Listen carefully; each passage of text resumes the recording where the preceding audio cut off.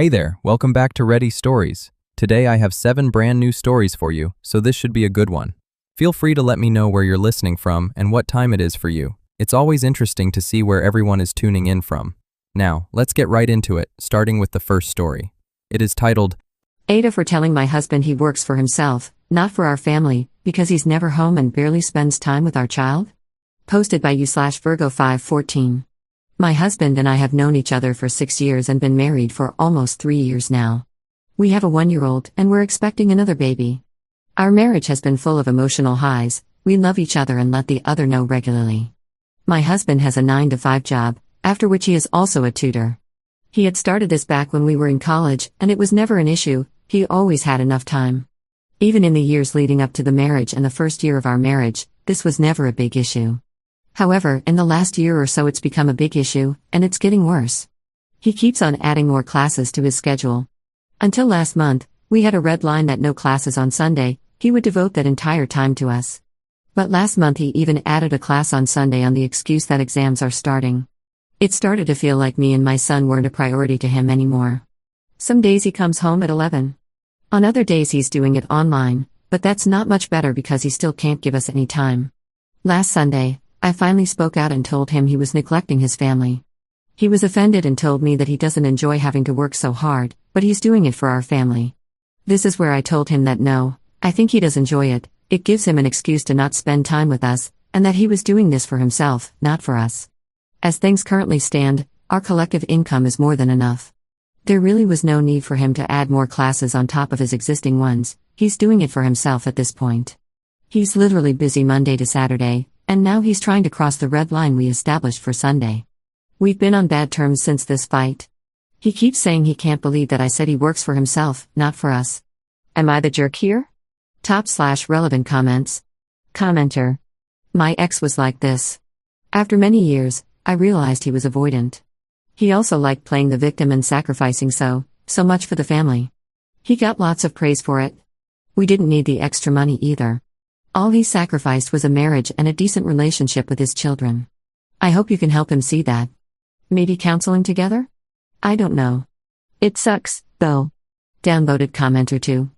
Is he working more to financially support the family? Is your family only relying on his income? You didn't mention that you had a job. It could be that he is working more to cover the expenses.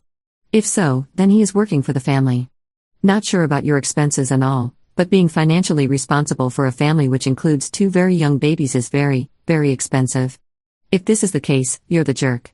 It's going to be hard, and you're going to have to grit your teeth through it, but if he is working all the time to support his family, love the man and cherish the little time you get with him.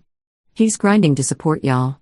Would you rather you spend all the time in the world together and living in squalor or on the streets? Please support him while he supports his family. Hell, have you told him you're proud of him working so hard?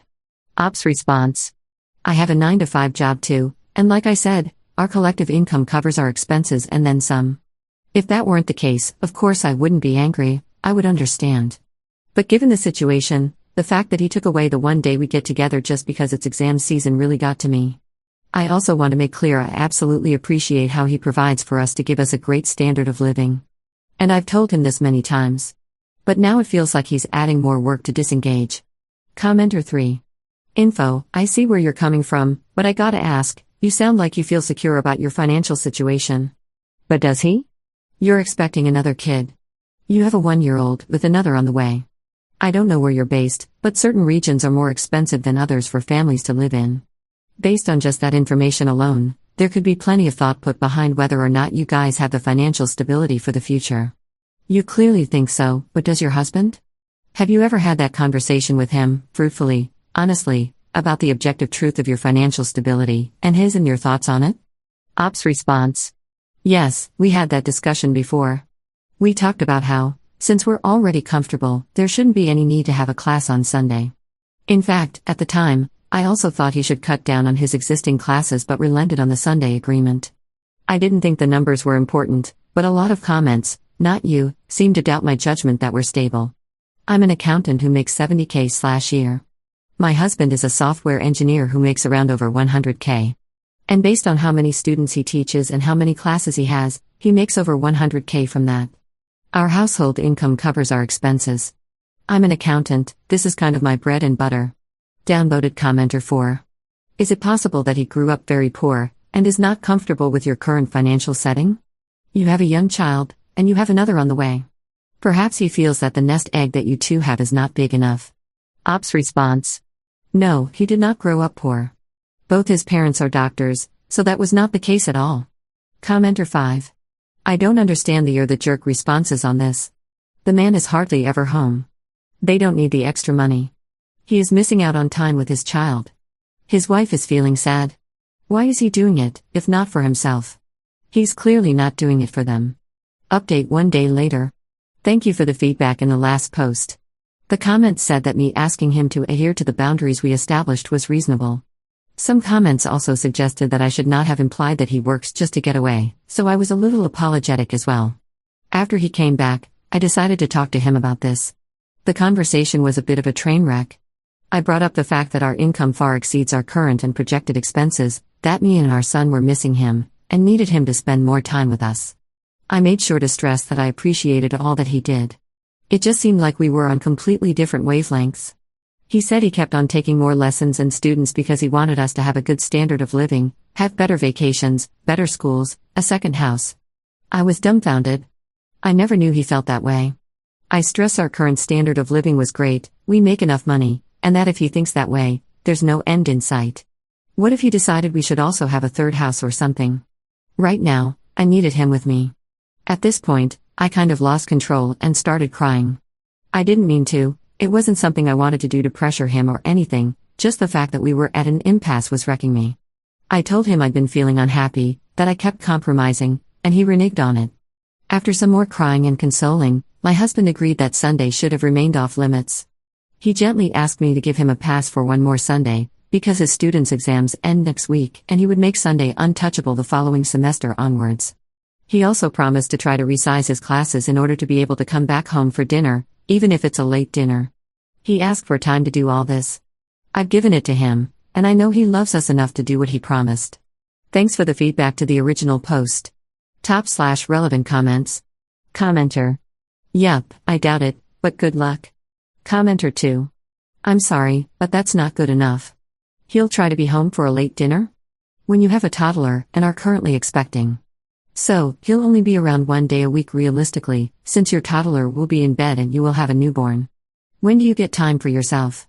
When do you get help, or from whom, during the week when he doesn't get home until late? You are essentially a single parent, even with these concessions. Please don't apologize for crying either. You have nothing to be sorry for. Crying is healthy and helps relieve the pressure valve of emotions you're going through. Anyone would cry in your situation because it's sad. I hope things work out for you. Best of luck. Commenter 3. You need to tell him that he needs to get right with his family and you right now. Or he might be living in that third house alone. Play him Cats in the Cradle as background music. Ops response. I would like the changes to happen immediately, but I want those changes to be permanent. If he does something at a snap right now but has to go back, that would suck. So I'm just giving him the time to make those sustainable changes. I'm getting our Sunday back after the next one, which is progress. At least we're back to the red line. He said he had already booked a lot of classes for the next semester, so he just asked for time to discuss and rearrange them, since he can't just say no to his students after agreeing. He was earnest. I believe I made it known to him the toll it's been taking on me, and he will make the necessary changes. Commenter 4. Did he explain why he had these feelings of needing more? Is it because the new baby is coming, and this is like some weird financial nesting? Or did this start well before you were pregnant? I understand him needing a little time to readjust to the old schedule, but I don't see what caused it in the first place. Ops response. That's kind of where we weren't getting through to each other. He kept saying that he wants our family to have a good lifestyle, while I kept saying that we're already in a place where we aren't lacking anything, except him in the house. He finally understood that that's what our son and I need from him right now. I know I had told him last week that I think he does this just to be away from us, which I feel crappy about, but it's just that his tutoring hit critical mass close to when our son was born. I know the number of students and classes had been increasing steadily over the years, and maybe we should have set boundaries from the start, but it's gotten too much now. Commenter 5. The biggest problem I see is that his self-worth is being validated by his students and classes, more than by his own family. He likes how teaching makes him feel, and he doesn't get the same validation from being just a husband and father. So, he will continue to prefer working as much as he can. And it's a double whammy because he justifies the extra work is for his family, so he feels doubly validated for doing good things. Ops response. Your comment stayed with me for some reason, and I kept coming back to it. I asked him yesterday if he enjoyed teaching physics and math for hours on end, that he works so long, how does he not start hating it? I didn't bring up the topic of reduced hours or Sunday because we already have an agreement on that for now. He said he does like it. After some more inconspicuous needling, he told me he enjoys the fact that so many people trust that he can make them understand stuff and better their grade/future. I didn't go further into it. But your comment really helped give me some insight. Thank you so much. Second update 1 year 2 months later. Around a year ago, I had been having issues with my husband regarding his tutoring schedule and had come here to know if I was in the wrong. A few people had asked me to let them know if things improve or continue to deteriorate. We're in a better place now. We've been blessed with a daughter now too. He has become better at handling his workload and tutors primarily online now. I know I had said at the time that that's not much better, but it really is. Sundays have become sacrosanct again, with very rare exceptions that he asks my approval for in advance, and Wednesdays are free now too. He does more group tutoring now and so gets done by 8:30 most days too. He also got a new day job, which is entirely WFH, which has made things much better because he isn't so burnt out anymore. In the weeks following up to my daughter's arrival, he'd been by my side, especially since she arrived during the summer when school is out. I also took some advice from here and hired help to ease the burden, which has worked out really well. I've also learned to embrace the fact that his tutoring gives him joy, which maybe his software development job doesn't. He seems to be proud when his students get into good universities, and that it results in even more students. He still claims to do it for purely financial reasons, but I know that can't be completely true, because our financial needs really do not require it. So it must be something he enjoys. So I've become more understanding on that front too. I have had to put my foot down a few times though, especially in the initial days following our conversation, to make sure he understands that I was serious about needing his presence more. I had also confided in his older sister about this issue, which he was not happy about at the time and was probably an accidental jerk move on my end, but it helped. They had an argument. She straight up told him he was either going to end up working his way into an early grave at the age of 30, or ending up divorced, which helped. Full disclosure, the only time we ever really argue is still about this, when I'll want him to be free but he won't be. But it's rare, and overall we've come up with a good balance that seems to be working for us. Thank you. Top/relevant comments. Commenter. I think my questions are, is he missing things? What do you need support with?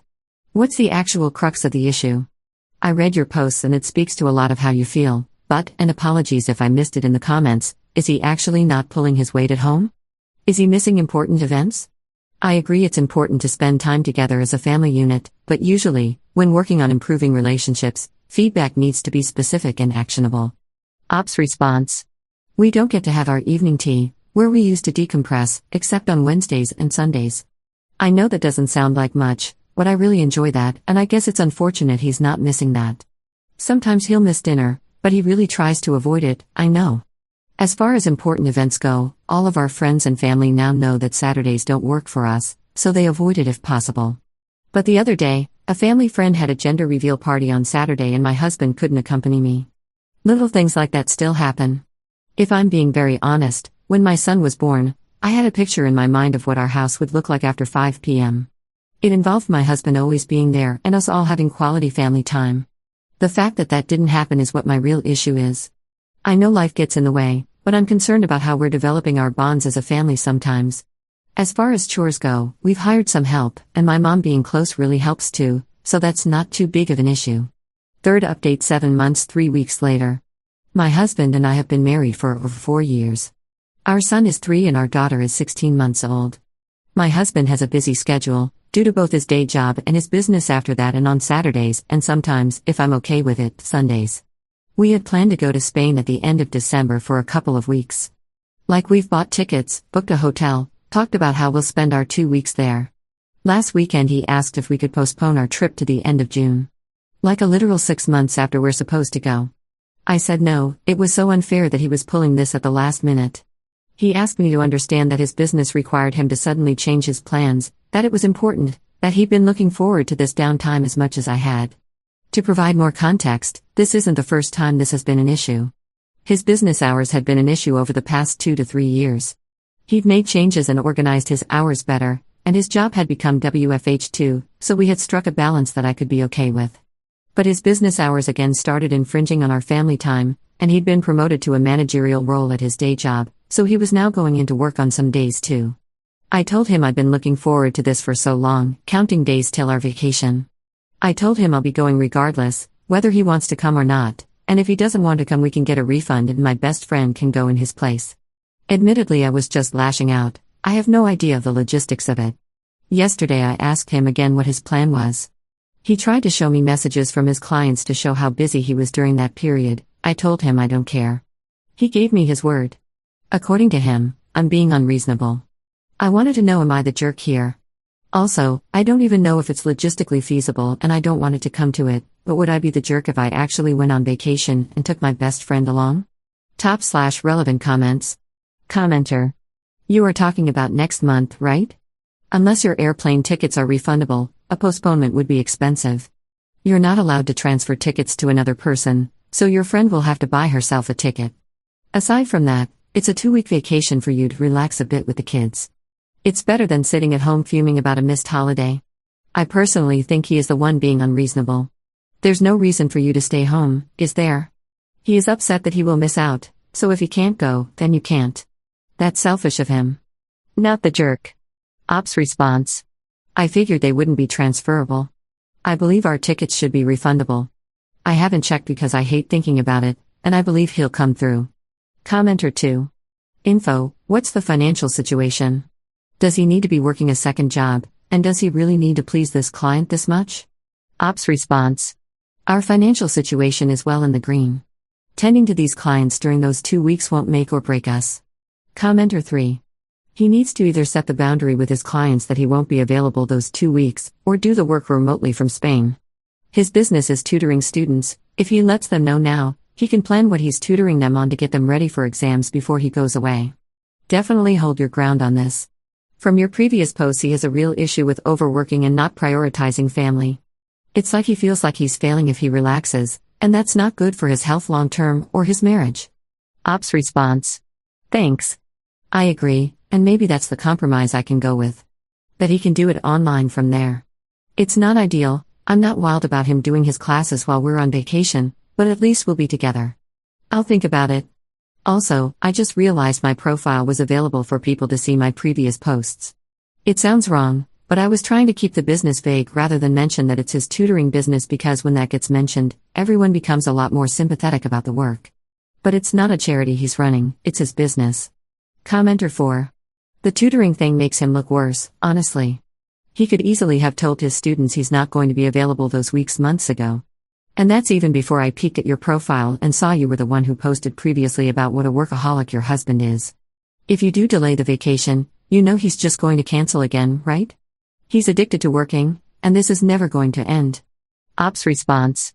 I'm surprised, and honestly relieved, that his business being tutoring isn't clouding people's judgment. It definitely does IRL. If I ever in passing talk about how busy he is, everyone, including my own mom lol, is like, yeah, it sucks. But also look at how many students' futures he's securing. At this point, I just honestly want to reply with, what about our kids? My kids get his undivided attention less than other people's kids. I know it sounds horrible lol.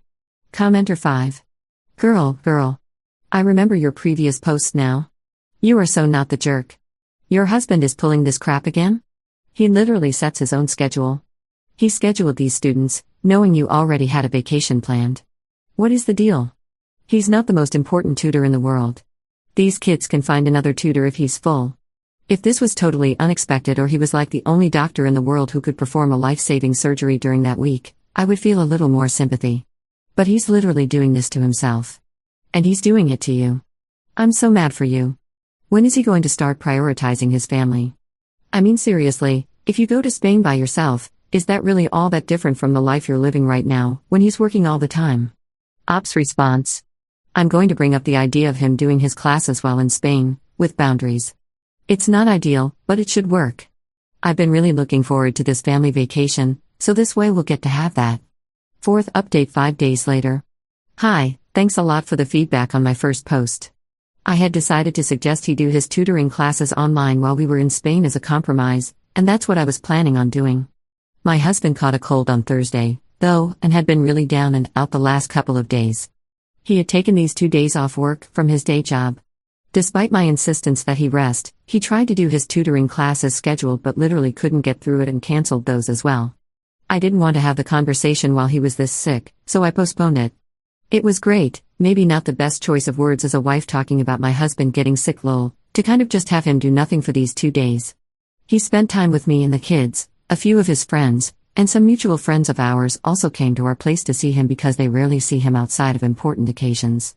Last night I brought up the vacation again. He agreed without too much resistance. He said he'll move around some classes or take them in advance, but either way he'll be with us for the vacation. I thanked him and also told him he needs to take it easy, it's clearly affecting his health. He was like him being sick isn't because of the work, it's because of the change in weather.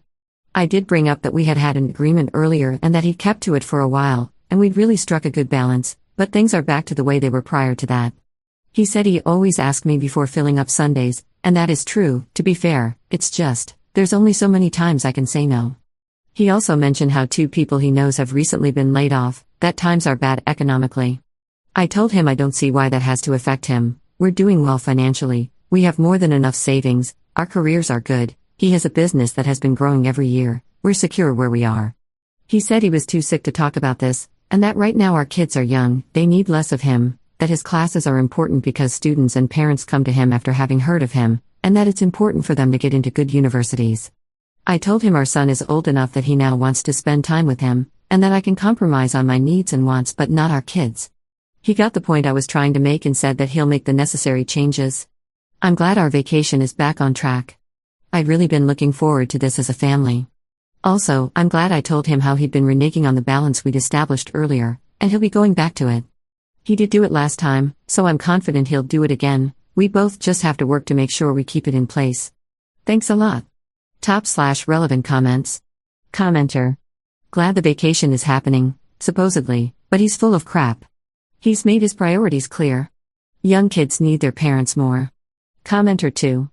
Yikes, I'm glad that you're getting your vacation, but I hope for the sake of your children that your husband decides to be an actual parent at some point. Deciding that your children are too young to need their dad is a pretty awful perspective. Commenter 3. I think he has it backwards. The younger your kids are, the more they need their parents, not less. Growing up without them creates weaker bonds, and the kids grow up knowing they can't depend on their absent parent. I really hope he keeps his word and the vacation goes well, but I would be making plans if he eventually drops the ball again and again. Commenter 4. As soon as you mentioned Sundays, I remembered your older posts. I'm glad that the vacation is back on, but honestly, your husband needs some sort of cats in the cradle, 3 ghosts visiting him, wake-up call. He really only stayed with your previous deal for a short amount of time. I wish I knew some way to get through to him, but I think that's going to be very hard. I'm sorry, I don't think he is going to get better with his time management, and it will always be on you to nag him. If he really doesn't get better, I think in the future you should just book any vacation you want, and if he comes or not, that's on him. He needs his eyes opened. Enjoy your vacation, and I hope you have great family memories. Ops downvoted response. He did get better with it a while back when I had seriously brought it up with him. This was when I was pregnant with my daughter.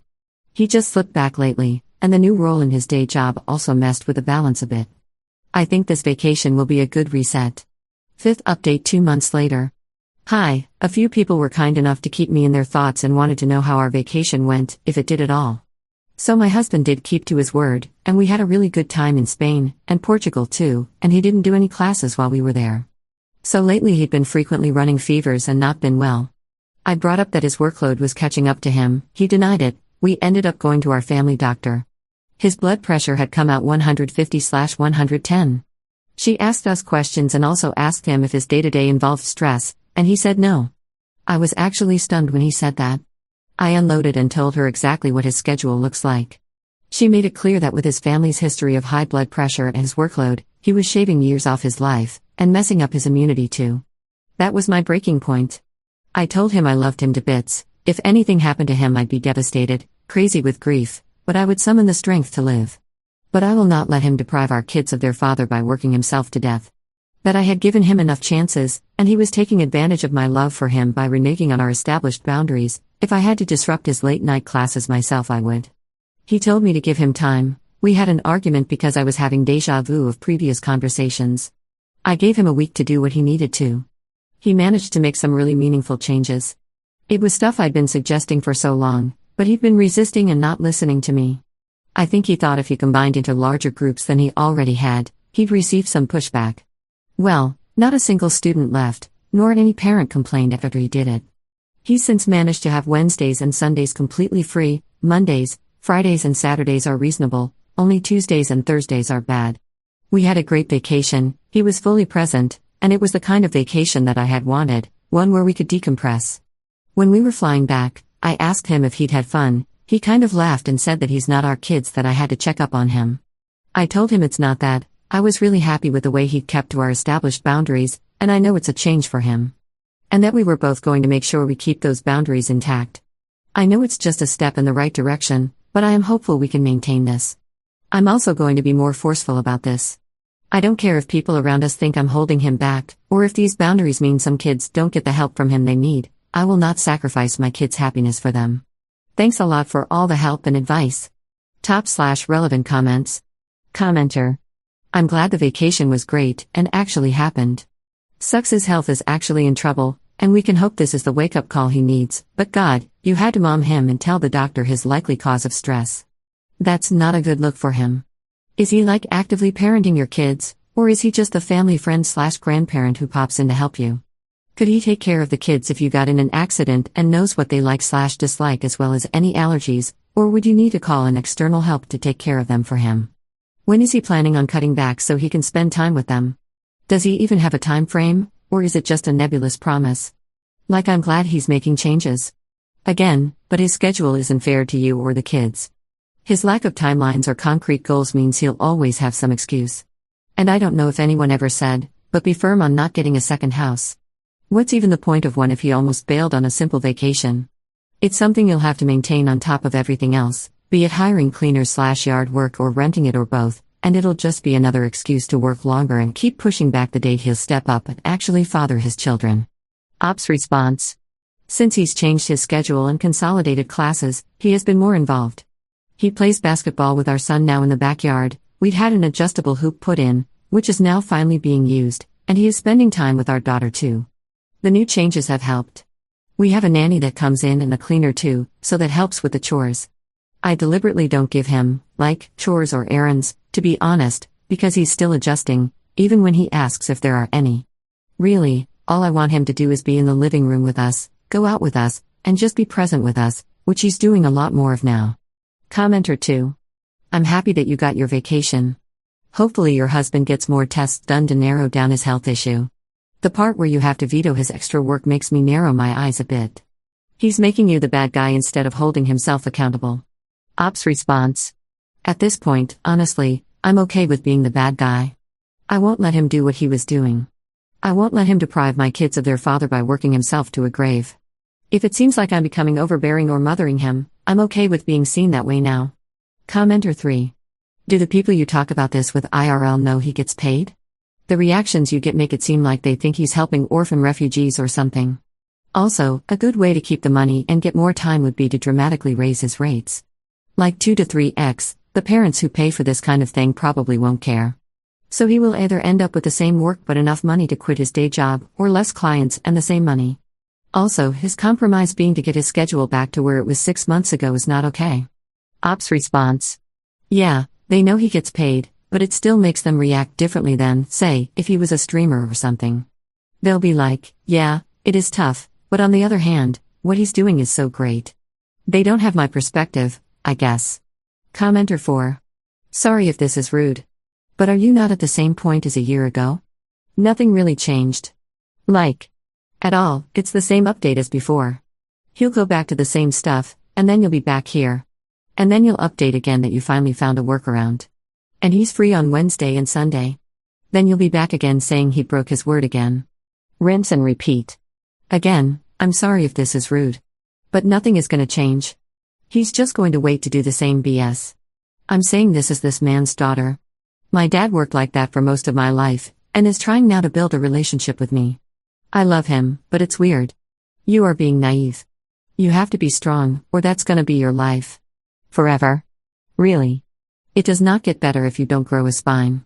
Op's response: I won't let us go back.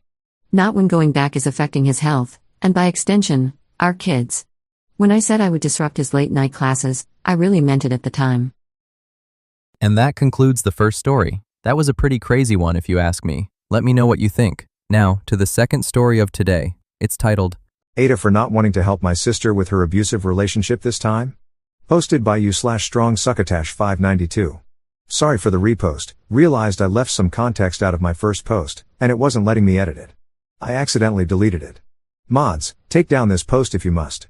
I received a phone call from my cousin and am emotional and wanted to add more detail but messed up the edit. So I am 28 and my sister is 26.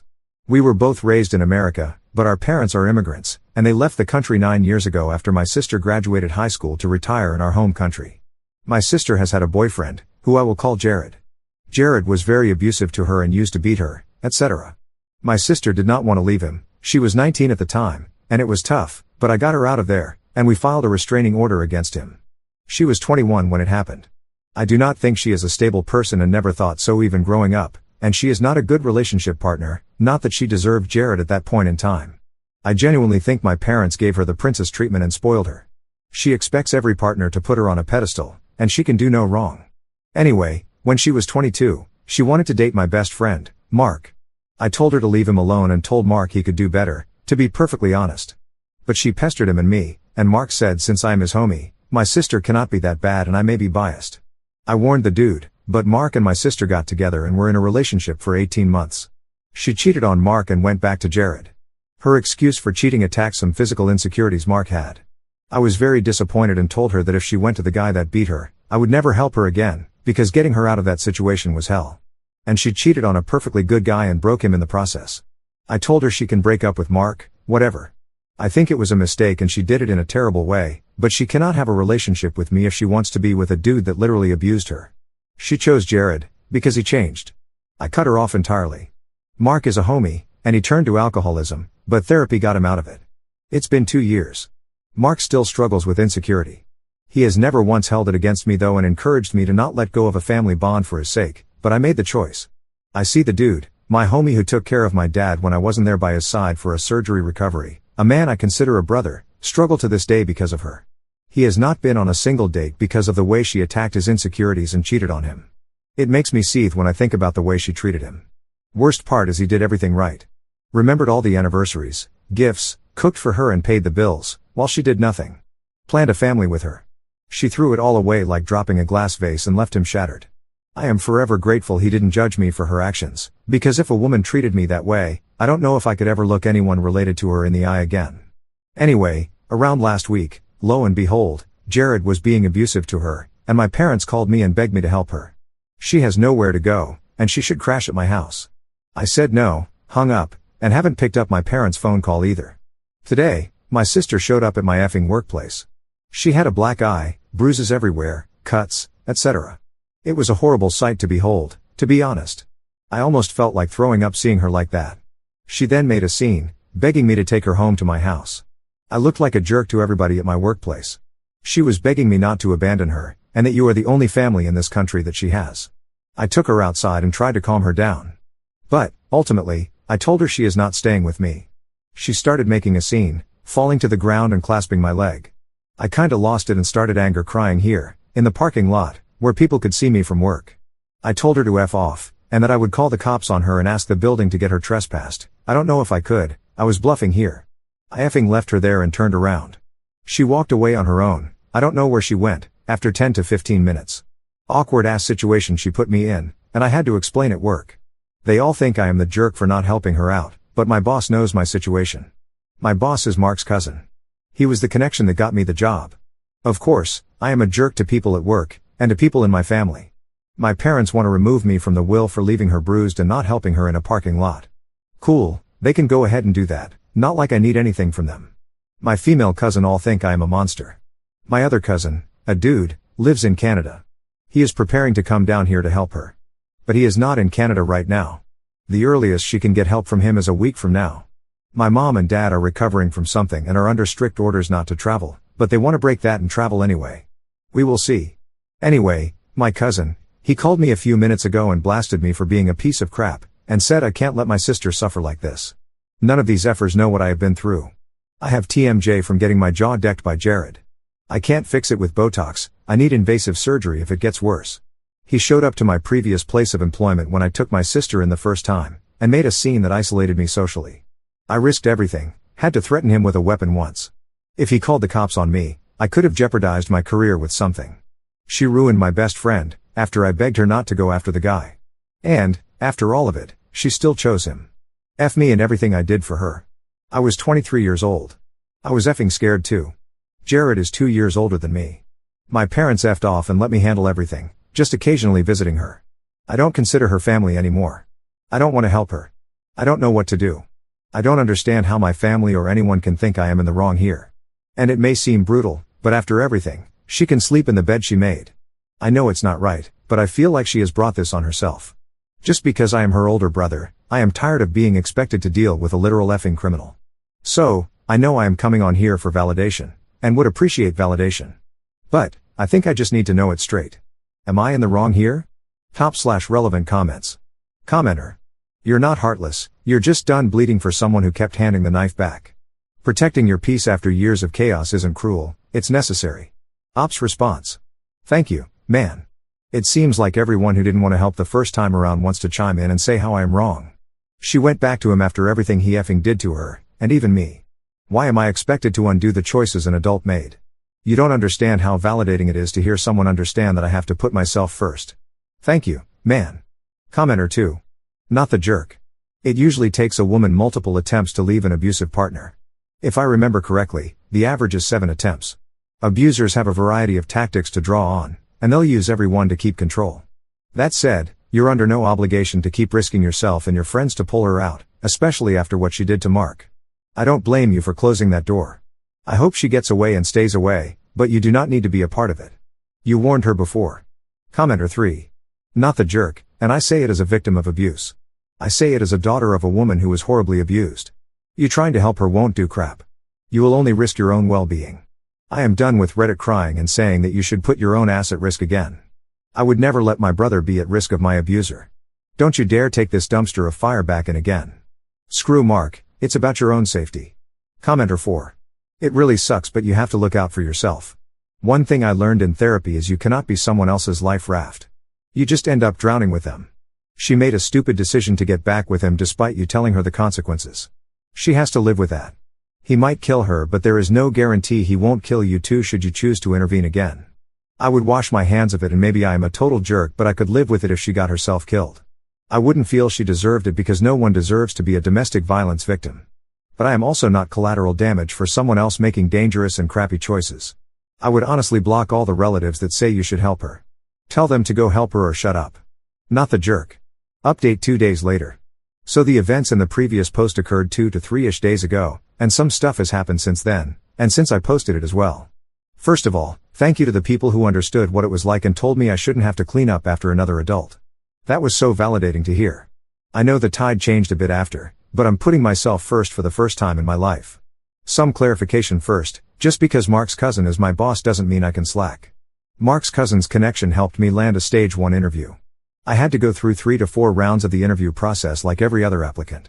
It's just that the company usually hires internally for my position, but I was able to come in externally because of Mark's cousin. I only got the job after the guy they initially hired jumped ship for a better job at another company. I don't know why people assumed I can skate by at my job. Plus, Mark and his cousin aren't tight, and his cousin is straight-laced and direct to the point. So after the fiasco at my workplace, where I gotta make a living, I'm chill with the security guards. As per my boss's, Mark's cousin, suggestion, I handed the photos of my sister and her description to building security so that they can make sure I don't get harassed next time, and they can threaten legal action and trespassing if she doesn't heed warnings of not crossing into private property. I live in a gated apartment community, so I followed through with the same thing with the leasing/security office for them. Sure enough, the next day, she tried showing up to my apartment complex and using my code to scan in. I gave my code to my parents just in case they visit. They must have leaked it to her. She was escorted away, but she must have thought she could just wait at the door. Unfortunately, it was hard to hear, but she was kicking and screaming and begging them to call her brother, and that I still love her for sure. Oh man, it effing hurt to hear.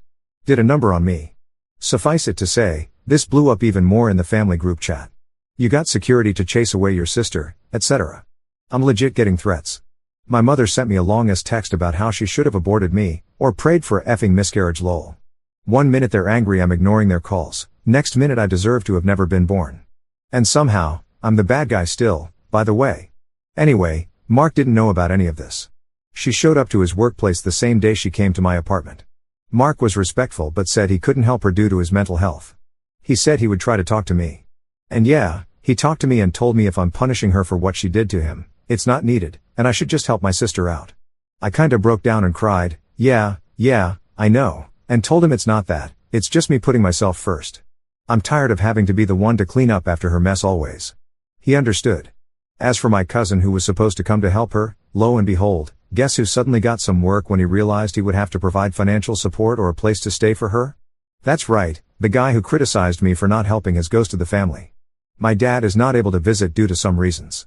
And my mom, unknown to me, guess they never wanted to mention it, is actually immobilized in her leg from a partial stroke or something. I don't know what it is, I just know it's something. She can't come cause she can't move and can't afford to miss physical therapy sessions. Had to find out through a second effing cousin, who also called to berate me. So it's hinging on my dad now, who's also old and unable to travel cause of some paperwork issue or something. Once again I'm not being kept in the loop here. I feel horrible about all of this. I hate Jared and hope he's brought to justice. But I am in line for a promotion at work. I may be able to get my dream role. I'm putting in extra hours. I can't afford to throw away my life or endanger everything I built for her again. Cause even if I throw everything away to help her, I can live with it if she's fine.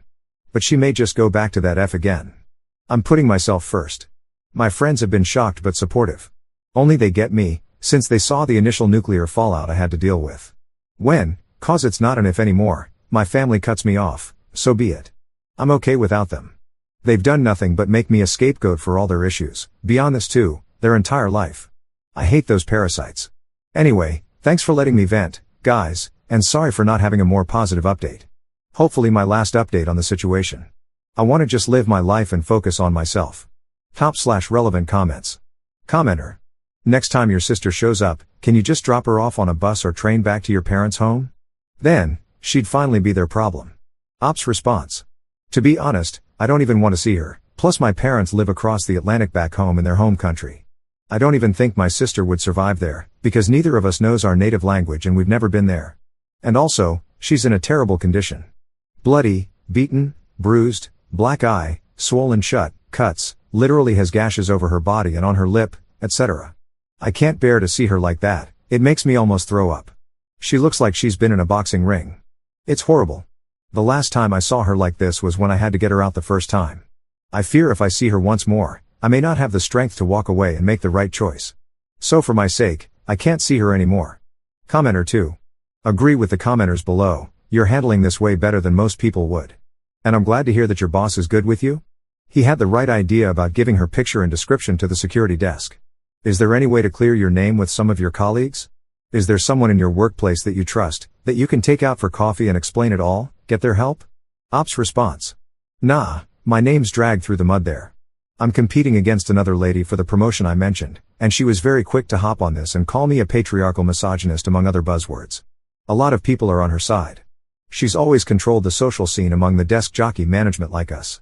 Thankfully, she was confirmed to be out of the running behind the scenes, and it's just me and another lady. She's nice and didn't hop on it at all, she just does her own thing always. My bosses and corporate don't care about behavior, only results. I don't know why she thought dragging my name in front of them would help her in any way, when I've exceeded her quarterlies by a minimum of 17% every quarter since I've joined. She's older than me and has worked longer than me, so I figured she would understand how soulless and ruthless corporate is about caring about results only. I'm not sure what her move was. If I get the promotion in a couple of months, which seems likely, I'm gonna transition slowly and become full-time at the corporate HQ on the other side of the country. No point in engaging in drama trying to clear my name now, in my opinion. As long as the people in charge of the decision know the truth, I'm okay with it. Commenter 3. Are you familiar with the golden child/scapegoat dynamic? I'm probably reading too much into several of your comments, but it sounds like there are two problems coming from your parents. 1. Your sister can do no wrong and must be supported, catered, and deferred to in all things, the golden child, and 2. You are required to be the one to fix family problems. No one else will put in a tenth of the effort they expect of you, the scapegoat. If that's the case, it might well be time to step back from your family. Maybe talk to a therapist, spiritual leader, or trusted friends. Find your peace. Ops response. Oh my God, this is what it is. My parents have always had a soft spot for her because she was a preemie and they thought she wasn't going to make it the first few months. Thank you, I didn't realize there was a name for it. I've always had to be the older brother and clean up after her and always put up with anything she does. I still love her, but I just don't have it in me anymore. Probably going to do therapy because even though I feel like I made the right choice, every time I close my eyes I still see her bruised, cut, gashed, beat body. I think it's definitely messing with me more than I like to admit. Commenter 4. Maybe this has been asked, but why haven't your parents sent for her? She could go live with them and help them maybe? Ops response. So my parents retired to our home country. However, she and I were born and raised in America. We've never been to the old country and can't speak our native language either. Normally this is something that you can adapt to and adjust to over time. However, in her words, not mine, she thinks the motherland is a craphole country and she would never set foot in that craphole. My parents have always catered to her needs, so even now post-retirement, they always come to see us. I've never gone to see them either because they usually come and see me after catching up with her. Basically, just an extenuation of her self-hatred/internalized racism, in my opinion, is why she can't go back there. I think she would legitimately prefer this situation to staying even temporarily with my parents over there, which is why she's never taken them up on their offer. Second update 5 days later. I'm a bit numb. I didn't think I would make another update, but things have happened. On Sunday, all I know or heard from family was that my sister went back to Jared and worked things out and didn't need help.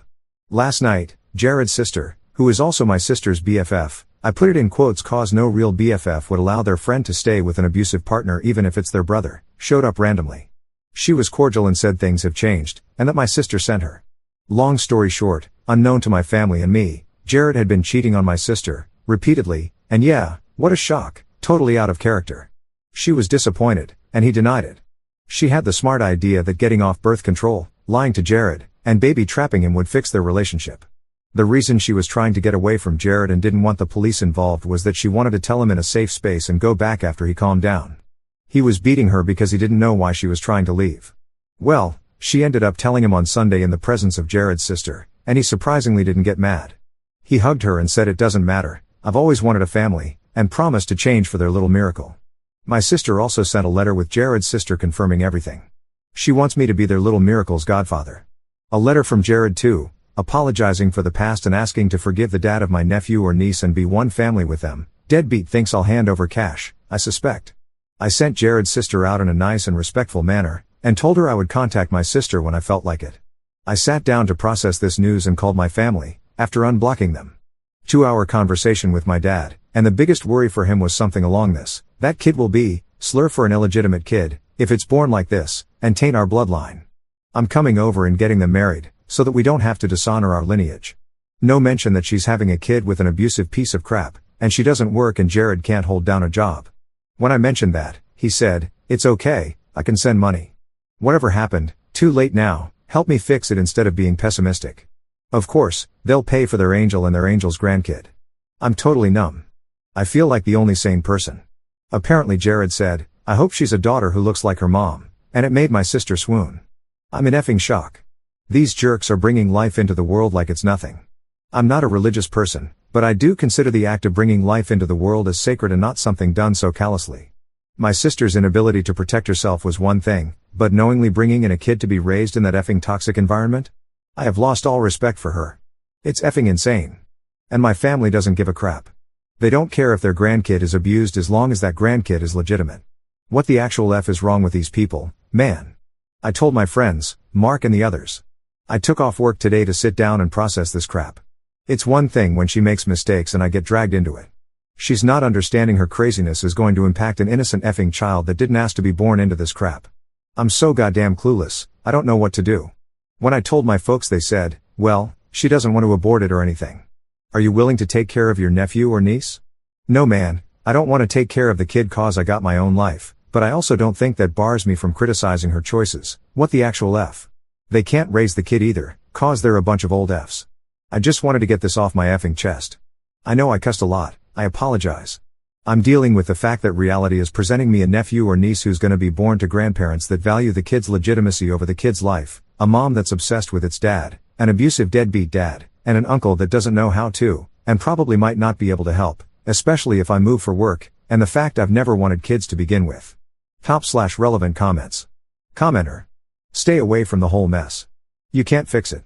You can't help someone who is purposely making awful choices.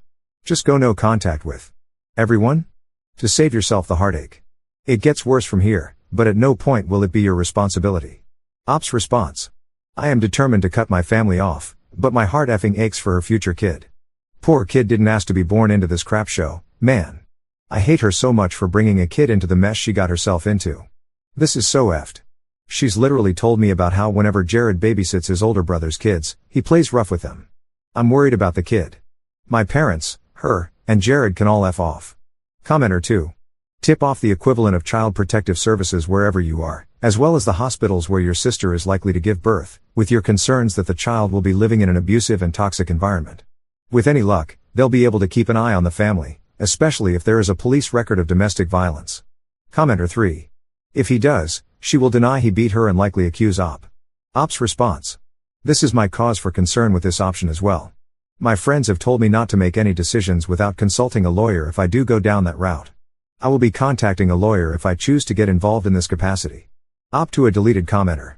Sorry, I really don't give a F about her. Maybe there was a chance before, but now she's willingly bringing a kid in, knowing the kid's father might beat it. She lost all my respect the moment I learned she, not by accident but intentionally, and is proudly admitting to it, baby trapped a piece of crap dude. I just care about the kid, but I don't know what I can do. And that concludes the second story. That was a pretty wild one if you ask me. Let me know what you think. Now, to the third story of today. It's titled, I just found out my fiancé and I are related, and we don't know what to do. Posted by you/successful_scale 3476. Throwaway because this is a massive secret, and we are fully expecting it to blow up in our faces. I never thought I would post here, but the holidays uncovered something huge, and my fiancé and I genuinely have no idea what to do. I, 22F, grew up in a fairly large city in the South with just my mom, my younger brother, and me. My dad died of cancer when I was 4, and my mom supported us by working as an accountant for a mid-sized company. It was always just the big three, as my mom liked to say. I have never known anyone from her side of the family. She has always been extremely private about her upbringing, but as I got older, I picked up bits and pieces. Whenever we saw family, it was always my dad's side. My parents met as adults, but after my dad died, my grandpa really stepped up in my life. He took me to father-daughter dances, came to baptisms and major milestones, and was always present. When I asked about my mom's side of the family, I usually got short answers like they're bad people or we live far away for a reason. As far as I know, my mom left home when she was around 17 and never spoke to anyone from her family again. My grandparents on my dad's side never met anyone from her side. Almost 4 years ago, I got into a great university far from home. My grandpa drove me down to campus and helped me move in. During orientation, I met Tom, 22M, not his real name. We clicked instantly, same humor, same values, and a connection I had honestly never felt before. We became best friends very quickly and soon started dating.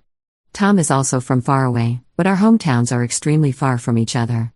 Over the years, I spent some holidays with his family, and he spent some with mine.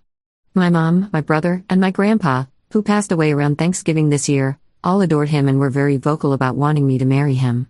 His family accepted me just as warmly. Last year, his parents even gave him a large gift to help pay for an engagement ring. He proposed this past August, right around the anniversary of when we met.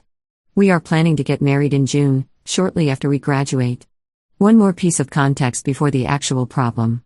Tom and I became sexually active about a month ago. We were both virgins when we met and had decided we wanted to wait until marriage. After he proposed, we decided together that we were comfortable taking that step, especially since I am on birth control and we were already planning a wedding. Our parents assume we are waiting, but no one has ever directly asked. Until now, this has not been a point of stress for us. Here is where everything falls apart. This past Christmas, I stayed with Tom's family. My mom and my paternal grandmother are in the middle of an argument I did not want to be involved in, and my mom was completely fine with me going elsewhere.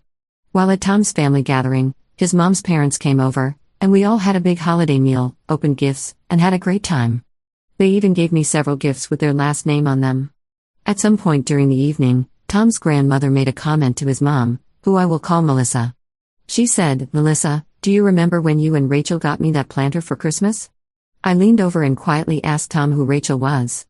He looked confused and said it was his mom's twin sister, who disappeared years ago. He had never met her. I immediately felt uneasy. My mother's name is Rachel, although she has gone by her middle name my entire life. I also knew she had siblings, one sister and one brother. Tom had mentioned an uncle who passed away around 2010. At the time, I convinced myself it was just a strange coincidence. Later that night, people were moving around the house, and Tom and I ended up sitting alone together with some wine. I whispered something like, "I didn't know your mom had a twin." I think at that exact moment it hit both of us. About a year ago, while dating, we had already realized our mothers shared the same birthday. We thought it was funny and even mentioned it casually once to his mom. We both started internally freaking out but kept it together for the rest of the visit. The next day, I flew home to see my mom. Before I got there, Tom and I came up with a plan. I told my mom I had been talking to my gynecologist about some issues with my period, and that one of the intake questions asked whether there were twins in my family. I said I didn't know and figured I should ask. For the first time in my life, my mom admitted she was a twin. When I asked why she never told me, she went on a long, drunken rant about how her sister Melissa was a literal demon.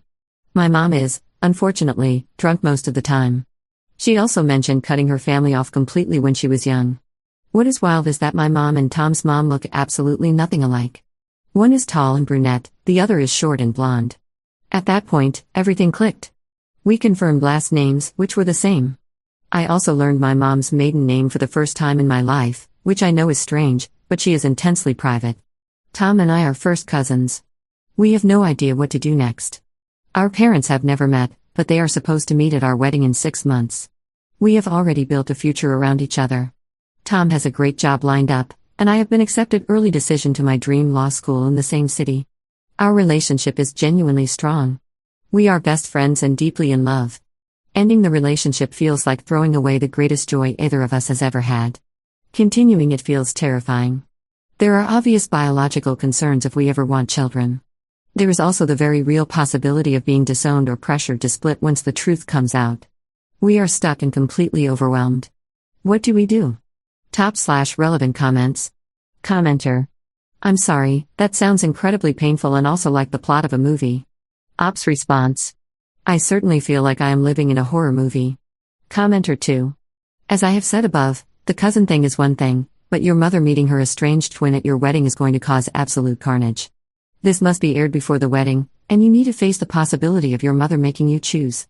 You say she's drunk most of the time, so I'm guessing she isn't the best mom, else you wouldn't have added that information.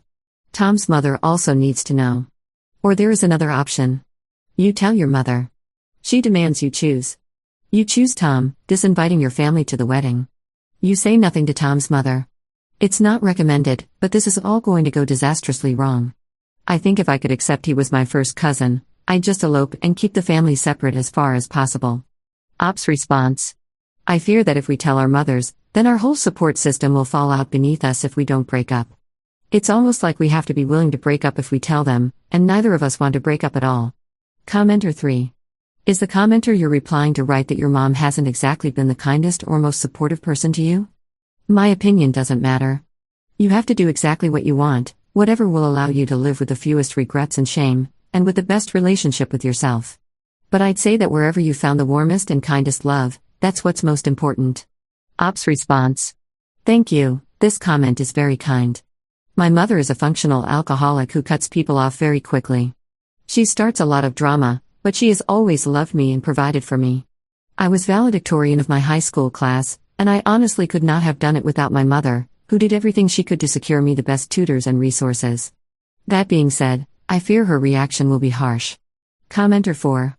It sounds like your mom did what moms are supposed to do, loved you, provided for you, helped you graduate, but she doesn't own you because of those things. You are still your own person without her telling you what to do or trying to control you. She must accept that control isn't love, or she won't stop trying to control your life. Commenter 5. Can you say what state you're in? First cousin marriage is illegal in many U.S. states, and whether or not those states recognize a marriage performed in a legal state varies. Just something to keep in mind when making a choice, as you'd be limited in where you can live or move to if you did stay together. Ops response. Our wedding venue and planned life are in New York State. Commenter 6. Just be sure, if you ever get pregnant, to disclose this to your medical practitioner. Babies from close relatives have a significantly higher risk of genetic complications. But also, because cousin marriage is so common, especially within certain religious and ethnic groups, they will know how to handle it. Op's response. Good advice. I am currently in the never getting pregnant camp. We already take stupid risks, though, so this will tighten that up. Op to another commenter. Yeah, we already talked about going the adoption route and avoiding biological children. Op adds an edit to her post. Thanks for all the kind comments. Tom and I have read through all of them, and we really appreciate the thoughts. We have decided to talk to our parents tonight. We both fly back to college tomorrow, so it's really the last time we can do this before it gets dangerously close to the wedding. I'll give an update on how it goes either tonight or tomorrow at the airport. We plan to tell them what we've learned, but insist it won't affect our plans to marry. Hopefully, if we lead with that, there won't be an effort to break us up. Update 1 day later. I didn't expect this story to get so much attention, but I appreciate all the kind words and encouragement. I also appreciate everyone who reached out kindly in my DMs. Sorry if I haven't responded yet. As you'll soon read, my life is a little upside down. I wrote the original post in the early afternoon. At the time, my mother was out buying my brother new clothes for his upcoming semester. I decided I would confront her after dinner. Tom and I agreed that I would tell my mom that night, and then we would figure out how to tell his parents. Dinner came, and I wasn't eating. My brother kept asking why, so I eventually gave in and told my mom I had something important I needed to talk to her about privately. She seemed to recognize the seriousness of my tone and told my brother to go to the gas station to buy scratchers. When he left, I told her everything, starting with, "This is really big news, but I want you to know that I intend to continue my relationship with Tom." I told her I had been at Tom's house and learned that Tom's mom had an estranged twin, and that I was confident it was her. I said the full legal names of Tom's mom and his maternal grandparents. I knew I was right by the shade of red my mother turned. She kept saying, "What? And is this a effing joke?" I even showed her Tom's mom's Facebook. My mother has no social media and never has, as far as I know. At first, my mom went silent while I sobbed. Then she erupted. She told me I needed to leave Tom immediately and never speak to him again. I told her I wasn't going to do that. She started yelling about how Tom's family was spreading lies about her to me. They do not even know she was being paranoid. I told her I didn't need to tell them anything, that she could keep this secret and simply never meet them. Since his family is paying for the entire wedding, I suggested she not attend, so she would never have to interact with them. That suggestion was not taken well. She called me every name in the book. WHRE, liar, BTCH, CNT, etc. She screamed at me until she was blue in the face and told me she would not allow me to return to school for my final semester. Around this time, my brother came home. He is a pretty low-key guy and does not handle conflict well, so he went into the adjacent living room and scrolled on his phone. I told my mom I would marry Tom regardless, and that if she chose not to be part of my life, that was her decision. She called me ungrateful and continued screaming. Things escalated again when she demanded that I hand over my phone. Long story, I'm actually on Tom's family's plan. She also demanded that I go to my room. I said no, that I am an adult, and she threw a 3/4 full bottle of botanist gin at me. It hit my arm and shattered on the floor. That is when my brother stepped in and pulled me out of the house. We could hear her breaking things and swearing as we stood outside. Since my flight is scheduled early in the morning, my brother drove me to his friend's apartment near the airport. He works at the airport and lives about 15 minutes away. I had never met his friend before. My mother texted me multiple times, asking where I was and calling me awful names again, but nothing else happened. I am writing this now from the airport, waiting to board my flight. I have a bruise on my arm, but it is not serious. Tom thinks I should have called the police, but I just could not do that to my mom, even if that ends up being the last time I ever speak to her. My brother brought me all my belongings around 2 a.m., and then took me to a hotel connected to the airport. He is a saint. This is only half the update.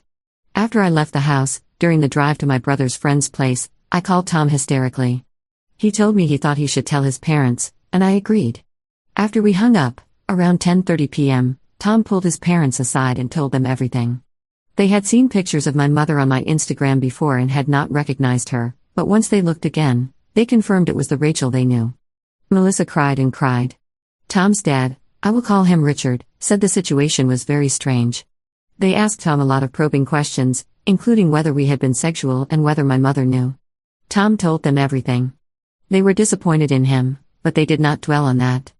After Tom explained what had happened with my mom earlier that night, Richard and Melissa completely changed their tone. They told him they still supported our marriage, but needed to make a game plan for how to handle this moving forward. They texted me, saying incredibly kind things, telling me nothing had changed, that I was still their daughter, and that they loved me. Melissa also shared why my mom became estranged from them. This is only her side, and I may never hear my mom's, but apparently, when my mom was in high school, she started to unravel emotionally. She would yell at her mother constantly and accuse her of favoring Melissa.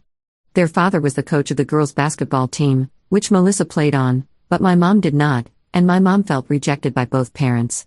During their senior year, my mom ran away with an older boy, not my dad. His family knew my grandparents well, so they assumed she was safe, but my mom told them she would never speak to them again, and she kept her word. The last they heard about her was 3 years later, when the boy's parents said they had broken up and she moved to another city. This was the city where she later met my dad. They wrote letters she never answered and eventually respected her wish for no contact. All of this came secondhand, from Tom, who heard it from his mom, while I was coming down from hysteria in an airport hotel room at dawn. The details may be fuzzy, but that is what I know. How I'm doing, I'm heartbroken and scared. I've only seen my mother be violent once before, when she threw a brick at my brother for sneaking a girl in. I was always the perfect child, and now I cannot imagine her ever speaking to me again. It feels like I chose the people she felt rejected by over her. My heart breaks for my mom, but I love Tom, and I do not believe it is fair to either of us to abandon this love. I'm also scared of what she might do next. She went to my grandmother's house and my brother's girlfriend's house, trying to find me. My brother refused to tell her where I was. She knows where my apartment on campus is. I have considered moving in with Tom for safety, but his parents asked us to stop being intimate until marriage, and I do not think they would approve of us living together. That said, they have been incredibly kind. They paid for my hotel stay. Tom was nervous about me staying at my brother's friend's apartment. I was mostly afraid of the roaches. They are texting me as I write this, sending florist options and talking excitedly about our wedding. Overall, I am okay, but I am terrified of the unknown. How Tom's doing, he is very anxious being away from me and incredibly grateful to my brother. He wants me to block my mother's number, but I am not ready. He encouraged me to make an appointment with my therapist, and we are hoping to attend a few sessions together. He has apologized endlessly and feels like he should have figured this out sooner, but it is not his fault. If we had known earlier, we might never have had the love we now share, and I believe that love is worth it. This morning, his father warned him not to share this secret with anyone. Tom is nervous about how our grandparents would react if they found out. If anything else happens, I will update again. We are still reading all the comments. The encouragement, especially from those who urged us to tell our parents, gave us the strength to do the right thing. Even though I regret telling my mother, I think it was better than lying and creating a long-term deception. Thank you all for the support. Feel free to ask any questions. It genuinely helps us think through every angle. Top/relevant comments. Commenter. At least you worked it out now, and not on your wedding day when the twins reunited. This isn't a problem because of biology, this is a problem because of family history. Ops response. That's what we are telling ourselves over and over again. Commenter 2. Sounds like it was your mom that was the problem after all. I'm really glad Tom's parents are being supportive. I do agree you should not tell anyone else. It's basically personal health info that should not be shared with anyone except a doctor. No one has a need to know. You can still file assault charges against your mom, and at least should document the bruises and a small write-up about the injury in case she doesn't drop this. Do not let her know where or when the wedding is. Your brother should move out too, and consider hiring 2 bouncers to control who gets into the wedding and reception. This is quite common with family situations like this these days. People get all entitled and do not respect boundaries, and seem to crave reality TV drama. Ops response. She definitely already knows where the wedding is, she's been involved in the planning. Crazy enough, we just remembered that she had texted Melissa about wedding stuff in the past, so she's spoken with her sister and not known it. We will definitely look into bouncers. Tom and I have practically no money, but his parents are paying for everything, so it's more of an ask than a demand kind of thing. Commenter 3. Why are you getting married if you cannot afford to get married? In my humble opinion, you need to pump the brakes on everything, ASAP. Ops response. I don't know why, but I feel the need to respond to this one. Tom has a job offer for May that will more than cover our lifestyle. Like many others, we are leaning on family for support while we get on our feet. Commenter 4. Reading this after the updates, My heart breaks for you. I am very glad to read that his family is still supporting you despite your mother's reaction. It definitely seems like there is at least a little more to the story of her estrangement, and unfortunately, you'll probably have to accept that you may never hear it. If your mom is really drunk most of the time, like you mentioned, it is possible she just had some kind of mental break, as her family says, and maybe has some unrealistic paranoias. There are many possibilities here, and it is probably not useful to dwell on it. I would just pay attention to how Tom's family treats you in the coming times, being aware of potential love bombing. If this support and care suddenly goes away or becomes highly conditional, that would be a red flag. But I hope that will not be the case. They seem nice enough from what you described for the time being. I would also potentially recommend a DNA test, not just for how much % you share with Tom, but also maybe even to look into whether there was ever another cousin marriage in recent generations you share blood with. As I understand it, that would increase the % of DNA shared and the likelihood of genetic issues with any biological children. It might be best if you don't have kids. I wish you luck. Ops response. This is all really good advice. His parents are still a little weirded out by it. We've had another convo, but they support it. Pretty much, they want it to be a family secret, and I think that's fair. And that concludes the third story. That was a pretty wild one if you ask me. Let me know what you think. Now to the fourth story of today. It's titled, My wife friend-zoned me in our marriage and wants a platonic companionship and I don't know what to do. Posted by you/themashooter. My wife, 35F, and I, 35M, have been married for 15 years, and we've been together for 20 years. We have 2 kids, 12, 14, we absolutely adore and work tirelessly to provide the best possible life for them. For the past 3 years, things have been somewhat bumpy. I understand that our kids are at an age where they require a ton of our attention and resources with school, band, club sports, and other extracurriculars, and I'm aware of the physical and emotional toll that can have on marriages. However, for these past 3 years, my wife and I have had very little intimacy and very little sex, and we've been trying very hard to work on that aspect of our relationship. This past year has been the most difficult and by far the darkest year in our marriage.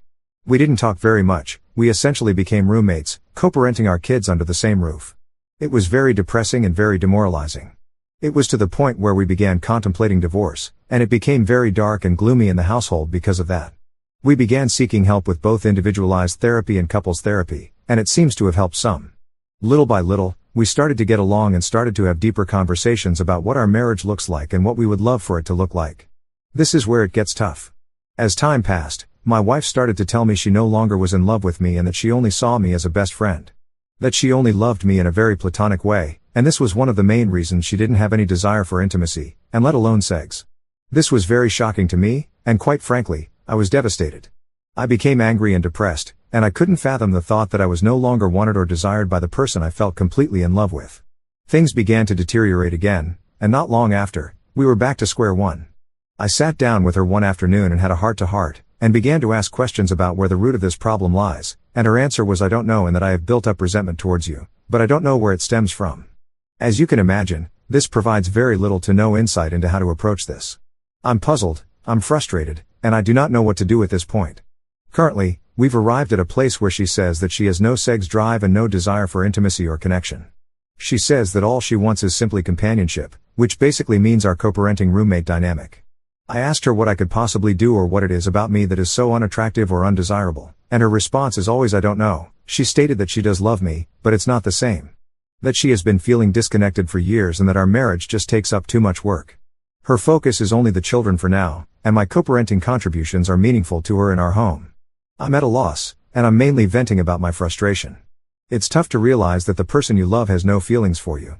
I feel like at this point I'm only here to contribute financially and as a parent. I feel like what she means with companionship is that she's comfortable with the convenience of having a good father for our kids and my financial contribution to the household. In regard to intimacy and her sex, she basically told me that it's not something she's interested in or wants at this time. She mentioned that the only way to get to a point for any of that is to be intoxicated, which I believe is incredibly awful and very wrong. I told her I do not think forcing herself to have sex or be intimate by drinking or smoking is good, and I declined to be a part of that. To my surprise, it upset her and made her more distant. We're both extremely honest and transparent. We've never cheated on each other, and we are always free to look through each other's phones, emails, socials, etc., and we hardly ever do. I asked her if there was someone else, and she declined. Honestly, I believe her. We then peacefully went through each other's things, and as expected, it was clean. We've always been very forward, even with the hard topics, so I don't smell nor feel any foul play or infidelity. Am I wrong for declining to only be intimate or have sex when she's intoxicated? I'm firm on my stance of not partaking in this only when I'm high or drunk sex because it doesn't sit well with me. I do not know how to help our situation, and I'm starting to become a bit anxious and desperate. We're both fairly young and healthy individuals and good looking. We both have good standing careers and are good parents. I'm just not sure how our lives could have driven us to this point. I'd love some outside perspective on this matter and some insight on how to address something like this. It feels so awful to be unwanted and undesired by my own spouse. I hate it. /relevant comments. Commenter. If you love her, this arrangement she proposes will burn you to the ground with time. If she doesn't want to fix it or find it possible to love you as her man, it's time to work on plan B to fix your life without her. It will be on her, my friend. In the meantime, study and implement 180 to protect your sanity. Honestly, such stuff always makes me wonder how egocentric and unaware people can be to even imagine that this is a viable option. I am not in love with you and it's fine, here is the wallet, there are the chores. WTF? Ops response. I'm definitely not okay with a sexless marriage or no intimacy. This is why it's a problem, and I'm here seeking insight and perspective. She knows this, and our therapists know this. However, I'm ensuring I do everything possible to mend our marriage to ensure my own peace of mind and excite knowing I did everything I could. Commenter 2. From your comment history, it looks like you are swingers? If so, I would think that is relevant information to consider. Ops response. We did some swinging in the past. That was fun for some time. We mutually decided to stop doing it, and we have established it's not the case. When we were swinging, however, our marriage seemed to be in a good place. This is something we did disclose with our couple therapist, and we made sure to include it to make sure we're not neglecting an obvious potential issue. I will say, I did ask my wife if what she experienced during swinging is something that is affecting her view on our relationship, and she said it wasn't. Our swinging experience was always together, and it was very sex-driven. Nothing really emotional or poly. Truth is, I have to believe her at her word. I have no reason to distrust her. To date, she's always been very forward and never afraid of dealing with things head on. No matter how painful. To another commenter. I agree that swinging wasn't a solution in the end. It never was meant to be, it was more about discovering or exploring if she felt any different. If that was the case, we agreed we would talk about it, and if we arrived at the conclusion that myself is the problem and she has no problem with other men, we would amicably part ways. However, this wasn't the case. She didn't like sex nor intimacy there either. She was very much in control of that whole swinging situation. And yes, I went along with it. What gives? It felt very organic, and it was her effort, if you will, to discover more and learn more about our current issue. I saw it as a means of learning if I'm the problem and was very much ready to accept that. It turns out it wasn't the case. 6 years of miser sound awful. I would very much hate that. Commenter 3. If you're still trying to save this marriage, you both need to go back to therapy to dig into the resentment she feels toward you. She said she didn't know, but there is definitely a reason. If you can get to the heart of her resentment, you may be able to save this marriage. Good luck to you. Ops response. That's the hope, and I'm certain there is a reason. My hope is we find it. We're still in therapy once a month. I have so much new insight and questions from this post to bring to the table during our next session. All good things, and I hope it helps. Thank you for your input. Update 1 week later. I wanted to give you guys an update of how the therapy session with my wife went this week. Not sure if this is helpful or not, but I took many of the responses, comments, and suggestions from my initial post and put together some things I wanted to discuss with our couples therapist to help us navigate some of the core issues that may be affecting this situation. One of the main things that is the buzzword of this has been the term resentment, and it has been really eating me up inside knowing my wife keeps telling me she doesn't know why she's resentful or doesn't know why this is affecting her emotionally or mentally. I brought this up with our therapist once again and resurfaced the conversation about being married for so long, 15 years, and being together since we were 14 years old. Our long history of growing up and how having children when she was 19 years old, me 20, significantly changed the trajectory of our lives. We experienced severe poverty and many hardships in the process, and we essentially had zero social life for the past 10 years because we were so busy raising babies, 2 kids now ages 12 and 14. She followed up with tons of questions directed mostly at my wife about her feelings towards this, and 90% of the responses were very our kids focused. It definitely felt like she was afraid of saying yes it sucked because she would feel guilt or shame because it would imply she regrets the kids. I mentioned this in the session, and the therapist encouraged her to look at this outside of the lens of being a mother and to try to view it a bit more selfishly and individually, and it was very eye-opening. My wife mentioned that she was very frustrated with the fact that we did miss out on many things in life. She also was very clear in saying, I do not think I missed out on other partners or dating or partying, but I certainly lost all my friends. This was huge because one of the big pieces that has caused a strain in our lives is how siloed and isolated we've been, again busy raising kids. I followed up by reminding her that it's important to have good friends and to make time for herself and her friendships. For the past 3+ years, we've had multiple conversations about friends and how it is important to have them in life, especially when you have similar peers that can help in many areas of life that perhaps we have no experience navigating, and even simply for enjoyment. It has always been something my wife avoids, even though she's always been someone who needs that external stimuli. The main reason for her not investing in friends or even herself has always been the kids. Like I mentioned earlier in this post, 90% of the answers have to relate to the kids to some degree. At this point in our session, I started to feel like there was a common denominator, the kids, in most of the frustrations and problems she was experiencing.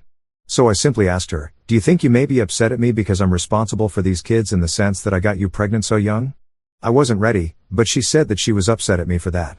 She also followed up with the fact that she knows that's unreasonable because it takes two to tango.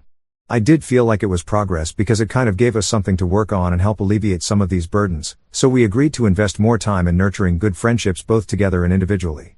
Towards the end of the session, we began to discuss what actionable items we would take from this session. At this point, it was still all very ambiguous and blurry as to what the outcomes were.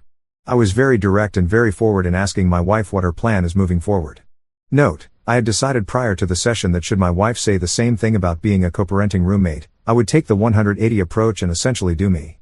She started basically saying the same thing, that she doesn't have any desire to be intimate or sexual with me as of now, and that she loves me immensely and she feels bad for not being there for me, as mentioned in my first post. I also brought up the brief swinging that happened, to which, for the 50th time, she said it wasn't a problem. I agree with her on this. This was something that was a mechanical approach for a solution to a problem that was very much in existence when we tried this. We both really have no issue with this. We know it happened, we tried it, and mutually stopped and turned the page. I also brought up other life events that may cause resentment, and really we ended up not getting anywhere else as far as the root for resentment, which was discouraging. I then basically expressed to my wife that I will not be okay with that arrangement. I told her that I've really done everything I can, and that this issue really has reached a point where it has nothing to do with me or require me to do anything that I'm currently not doing.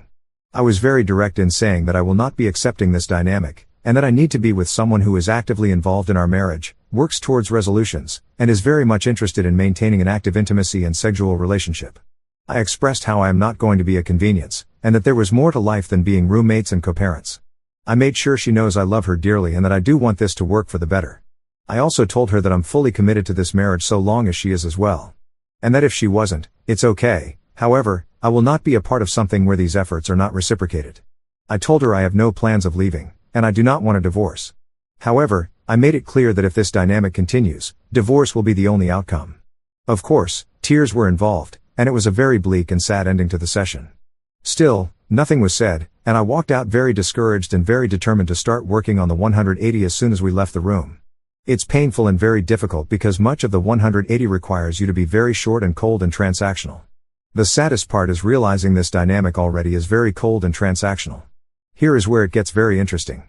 I started working on implementing many of the 180 recommendations that same day. I mentioned to my wife that, hey, things are going to be a bit different moving forward. I'm going to honor her roommate/co-parent dynamic without reproach, and that it should be no mistake that I am not happy here and I am never going to be okay with it, but I am done working on it if she wasn't going to work on it. She agreed and went to bed. I started to build distance and started to basically focus on myself. Very short and transactional.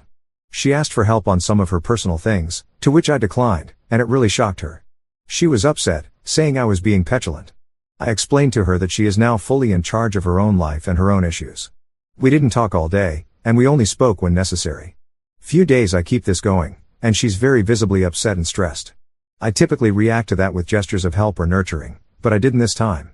That night she was crying, telling me she's stressed and she thinks something is wrong with me because I'm indifferent. I simply listened, then I told her that this is the dynamic she proposed, and that I'm simply, much like her, taking care of myself and focusing on myself. I'm not going to lie, it has been very hard to be cold and distant because, as I mentioned before, I love her, and I wish I could hold her and love on her. However, I know this is somewhat manipulative in a way just to get her way and still keep me in the friend zone. So I've been staying the course. We're now going on a week of this 180, and let's just say there have been many changes on her side. I think she is starting to realize there is more to me than just friends and co-parenting. I sent her a text a few days ago essentially itemizing bills and separating the financial responsibilities 50-50, and she lost her crap. She basically told me it was out of left field, to which I responded, "Hey, friends go in 50-50, and as your friend I expect nothing less." This was very eye-opening because it gave me a glimpse of how I'm really taken for granted, and how her level of comfort and convenience at my expense is really overlooked. I pushed through anyways and basically told her that this is the new dynamic she asked for, and that it's still a bargain because she would have to be 100% if she was on her own. I'll wrap up with this. While the 180 has been working in many different areas, I am still very much sad about the overall situation. There have been many eye-opening statements being said and realizations that have not been pleasant to encounter.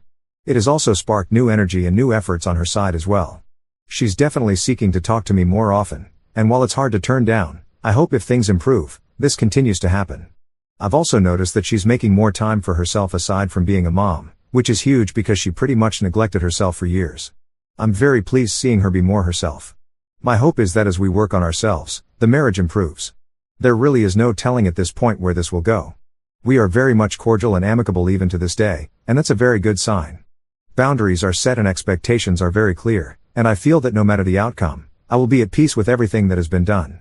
We're still going to continue the couples therapist until we either rekindle our marriage or end up in divorce. I feel like having this non-biased third party really helps as a witness and as a guide through this. No matter what, I will always love my wife. However, I will not participate in a sexless, intimacy-less marriage because we both deserve better. Thank you all for all the kind words and recommendations and feedback. This will be my last post on this topic, and I wish you all the best. Top/relevant comments. Commenter. Bottom line, and not to be brutal, but there is one thing you don't have an infinite amount of, and that is time. This has to be resolved in a timely manner. It takes two to be in love and to be loved, and you only have half of the equation. You need to put a time limit on you being the good guy, and think of yourself and your future. Look, hope it works out for you, but listening to what you're going through and what you could be in for, you can still be a good father. You can also be a great husband to another wife if you find that special person again. Ops response. Definitely. I think this soft ultimatum, 180 method, has been very eye-opening. I'm definitely hoping for a rekindling of our marriage, but I'm also bracing for divorce. I agree on a timeline, and I've decided on a timeline for myself privately. I don't want to give her a timeline because I want to reduce the pressure. However, after 1 to 2 years, if things don't improve, it won't be shocking or a surprise if we split. I think 1 to 2 years is more than reasonable. Commenter 2. So, I'm going to assume that your wife has a lucrative job and you are both going 50-50 on childcare, as you both work and share children. Because otherwise, this approach is just plain financially abusive, and if you're planning on saying I won't pay the bills unless you have sex with me, sexually abusive as well. Assuming that is the case and you aren't a total piece of crap, I'm actually interested in how this works out for you. I feel like I'm in an unstated, similar situation. We both work and have blended finances, but we don't go to bed together or eat together, have barely any intimacy, a kiss or two, hugs every couple days, and spend maybe 8 hours a week together, just the three of us, him, me, and the toddler. Even less just the two of us, maybe 3 hours a week? Otherwise, he is on his game, or out playing sports, watching YouTube, or whatever else he does. It barely feels like a friend's situation, let alone a marriage. I'm curious how she handles it, as the spouse that presumably was pulling away first. I hope you keep us updated. Ops response. Yes, we both have degrees, good careers, and while I make significantly more money, her salary is very proficient and above average. The 50-50 was not to cripple nor hurt her financially, that is cruel, but mostly to send a message on what a roommate dynamic looks like in the real world. I really dislike how people immediately jump to conclusions about the finances as a way of manipulating her. It's not the case at all. Plenty of money is left over after bills. However, 50-50 means she has less whatever money, and the understanding that roommates share everything equally. Prior to this 180 approach, we did everything together and with our kids. We always saw ourselves as a unit that does things together. Both alone and with the kids too. That's changed now, where I'm choosing to focus on more independent types of pastimes and focus. That is what has sparked her reaction and realization of there's more than just roommates here. Commenter 3. How does one dump half of the household expenses on the other person if they share a bank account? Or are your finances kept separately? Just curious how this would work if applied to my life. Ops response. Excellent question. We shared everything. The proposed 50-50 was suggesting we place the necessary amount to pay bills in the same account, and any leftover money can be deposited to a new account. I think this is why she was very upset. She felt a huge loss of control, knowing she won't be able to monitor my finances. Also, she felt a huge loss in her leftover money with this arrangement, and saw that I would keep significantly more of my own. This is still being worked out, because I think she is calling my bluff here. But my plan is to notify her next week as I modify my direct deposit and open a new account. It will definitely be more real then. To be clear, for all the trolls here, yes, she will have less leftover money after responsibilities, and it's still enough to live on. Example, for reference, assume I make $3,000 a month, she makes $1,000 a month. Responsibilities are $1,000 a month. So she'd contribute $500, and I would contribute $500. Where before she would contribute only $250. This is the last comment I'll add regarding money and finances. She's fine, and she's not hurting. I promise. Commenter 4. It is a play with fire. And at this point, you can't do more. You gave all in, and I hope you get your spark back in the marriage. However, if she finds, in that time, someone who clearly hits on her, another male, she will most likely search for emotional attention from that guy. It is all risk, and the chance that this marriage will work is very low, but you try your best, and that is the case now. Ops response. Interesting. She has no shortage of men hitting on her, and we're by no means jealous people. So I've witnessed this multiple times, and her reactions are somewhat indifferent. I will say, if another man for her was the answer, she'd tell me, or she'd have some inkling maybe? There's no telling, but I think the problem is deeper than superficial attention from a different person. Commenter 5. Another man for segs? Nah. Another man to take care of her if he'll accept the bare minimum? Maybe. I'm sorry you're going through this, Op. It sounds like she never really grew up or developed as an individual, since you all had kids so young, and resigned herself to a role as a mother only. Now that I'm older, I can see the differences in the way I thought about things from early 20s to 30s, and can see how anyone could easily be stunted in that situation, just trying to survive and not being able to think about what you actually want. Op's response. You might be right. And if this is the case, so be it. However, I'll live with peace knowing I left no stone unturned. Crazy thought, I know I would be disappointed and saddened if she did leave for another man that would accept the bare minimum, but I'd also feel a peace knowing it's not all my fault. I know I'm responsible in some way to some degree. That's just marriage. I know sadness and depression will creep in, but we'll both overcome. If this does happen, at least there will be clear reasons and clarity as to why it did. Also, I know for a fact she wouldn't cheat. We're both very blunt, open, and transparent. She would definitely tell me that she wants to step out on our marriage before it actually happens. As would I. We owe ourselves this respect for each other, and we actively practice it. Second update 2 months later. I debated for a long time on whether to submit an update on this matter. A few significant changes have taken place, and I felt it would be good to not only share with you, but also to allow myself to process all of this in a uniform way. We're now almost 9 weeks in on the 180 method I mentioned I was starting, and it started to render some positive reactions from my wife. I explained in the previous post that she started to notice things that she previously took for granted, started to ask more about my whereabouts, and also started to notice I would go out with the kids more often without her, and she started to invite herself, to which I didn't decline. So much has changed, and it has changed for what seems to be for the better. This past Memorial Day weekend, my wife asked me if I wanted to go out for coffee because she wanted to talk to me about something. This was huge, because I can't recall when the last time my wife asked to talk to me about something important. I must admit, I was very nervous and worried about what this could be about, and my mind was racing with the plethora of scenarios of what it could possibly be. Of course I agreed, and we took some time away from the kids to have this conversation at a local coffee shop. The talk was very constructive in nature. There was a ton of insightful information about herself that helped me further understand where she is in life both emotionally and mentally. We summarized what the core issues we are encountering are, and she asked me for help. This is new, and I cannot tell you how excited I was hearing something so sincere coming from my wife, who for the last 2+ years has been absent. So, after she was through sharing all her thoughts, I proposed a plan that I felt was right for us. This is something that I had been thinking about these last few weeks, and I was planning on bringing this up in a few months if I noticed that things were not changing for the better. This date felt like the right place to share it, since it goes hand in hand with what she talked about, and it also relates to the help she was asking me for. I started by first acknowledging her feelings and her concerns. I told her they are valid, and how she feels is personal to her, and that I care that she feels this way because I don't like the thought of her being sad or depressed. I also told her that my goal still is and will always be for us to reconcile and be the happily ever after we vowed to be for each other, and that my love for her is as strong, if not stronger, as it was the day we said I do. I continued the conversation by telling her how I felt about the whole situation, read my previous posts for details, and how it affects me every day. I also clarified some things that she mentioned she was feeling, because of how I have been very distant and monotone, transactional, lately. I explained to her that I was very much trying to protect my feelings and emotions from the rejection and neglect, and that it wasn't personal, it was simply me safeguarding myself because I cannot control her, I can only control myself. This was a perfect segue to the core of this approach, which is focused on self-accountability. I told her that for the longest time, I was always working hard to make her happy and do things that I knew she enjoyed or wanted. However, I was always met with rejection and disappointment, which caused a load of stress on me. I explained to her that I had to make a change for myself. After all, I can only control myself and make the changes that I want for myself. I mentioned how I was starting to implement new habits and routines that help edify me, all while still executing all of our shared responsibilities, including parenting, finances, and daily living activities. I explained that the goal is to continue to improve myself, both as a husband and father, learn more, and be healthier, among other things. She was very receptive to this. She told me that she sees what I'm doing and that she is proud of the changes she has seen. She also told me how she's starting to realize that she feels left behind and that much of the things that have affected her negatively are her own fault.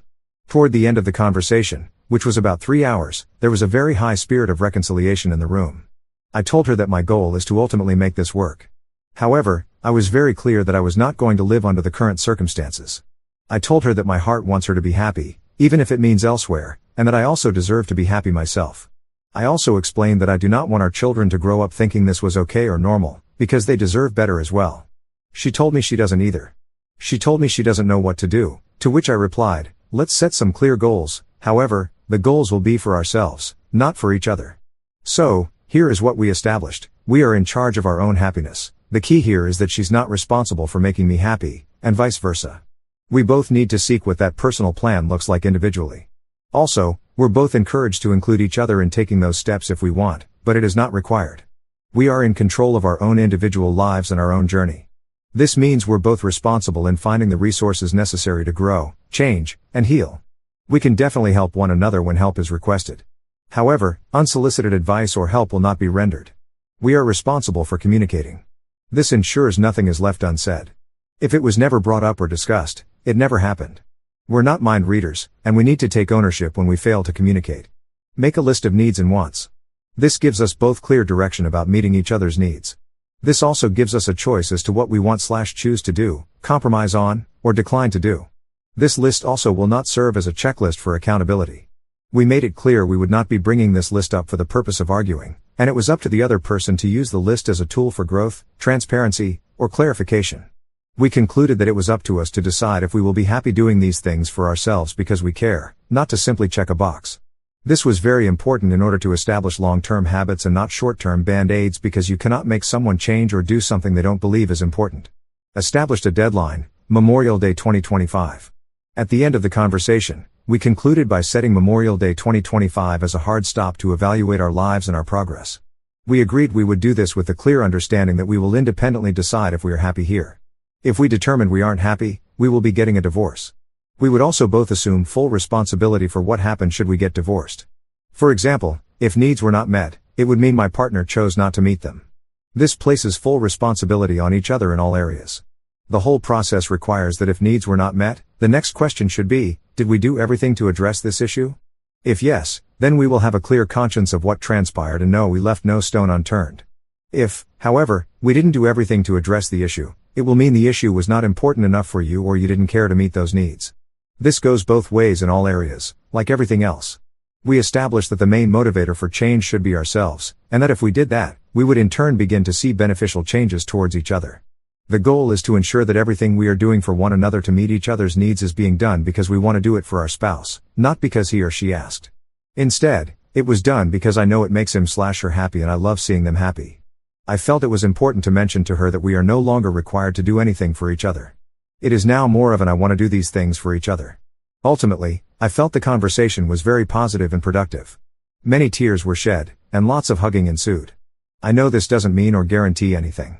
However, this has never happened before, and I can honestly attribute it to the 180 method. I cannot give any more insight on this method other than it's the only thing I did different, and something new happened for what seems to be better. I've decided I will conclude and will refrain from this method moving forward, as the plan now has changed. I'm planning to devote myself entirely to not only myself and my growth, but to also work on her needs and wants because I want her to be happy by my side. She said and agreed she would do the same for herself.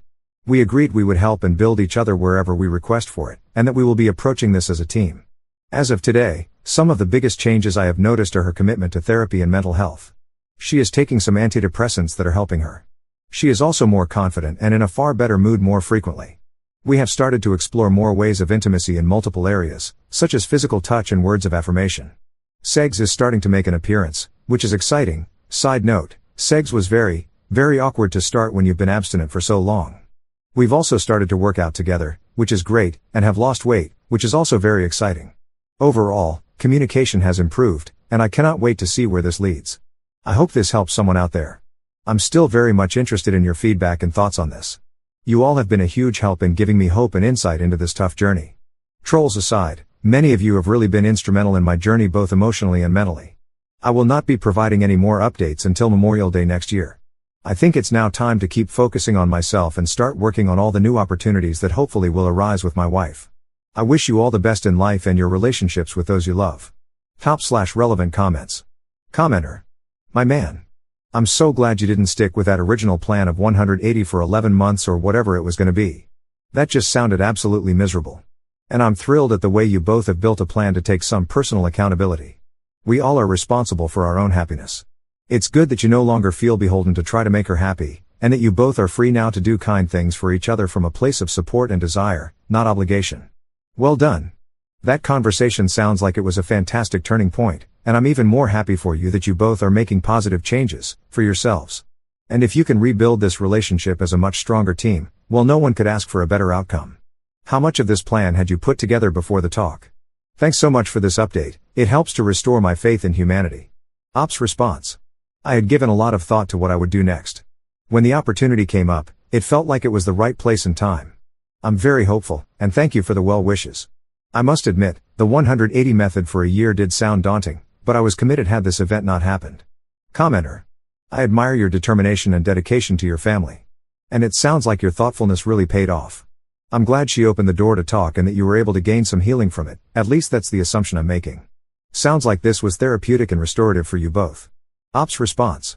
It's by no means fixed, but it's definitely moving in the right direction. Third update 1 year 4 months later.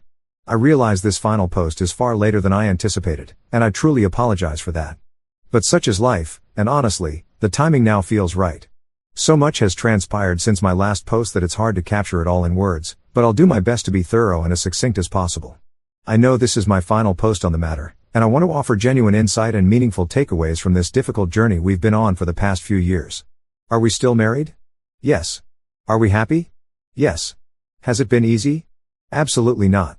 You may be wondering why the hell no, and that's more than fair. The truth is, shortly after my last entry, things got worse, much worse. Just when you think you've hit bottom, life has a way of showing you there's still room below. Where it all started to shift, in my previous posts, I shared the approach I took and the truths it uncovered, truths that were difficult to accept, including the realization that my wife genuinely didn't want much to do with me anymore. I had essentially been friend-zoned, and our marriage was drifting into a platonic partnership I didn't want. That's when I used the 180 method, Gray Rock method, originally designed to help victims of infidelity reclaim stability and clarity. And yes, it works. It worked for me tremendously.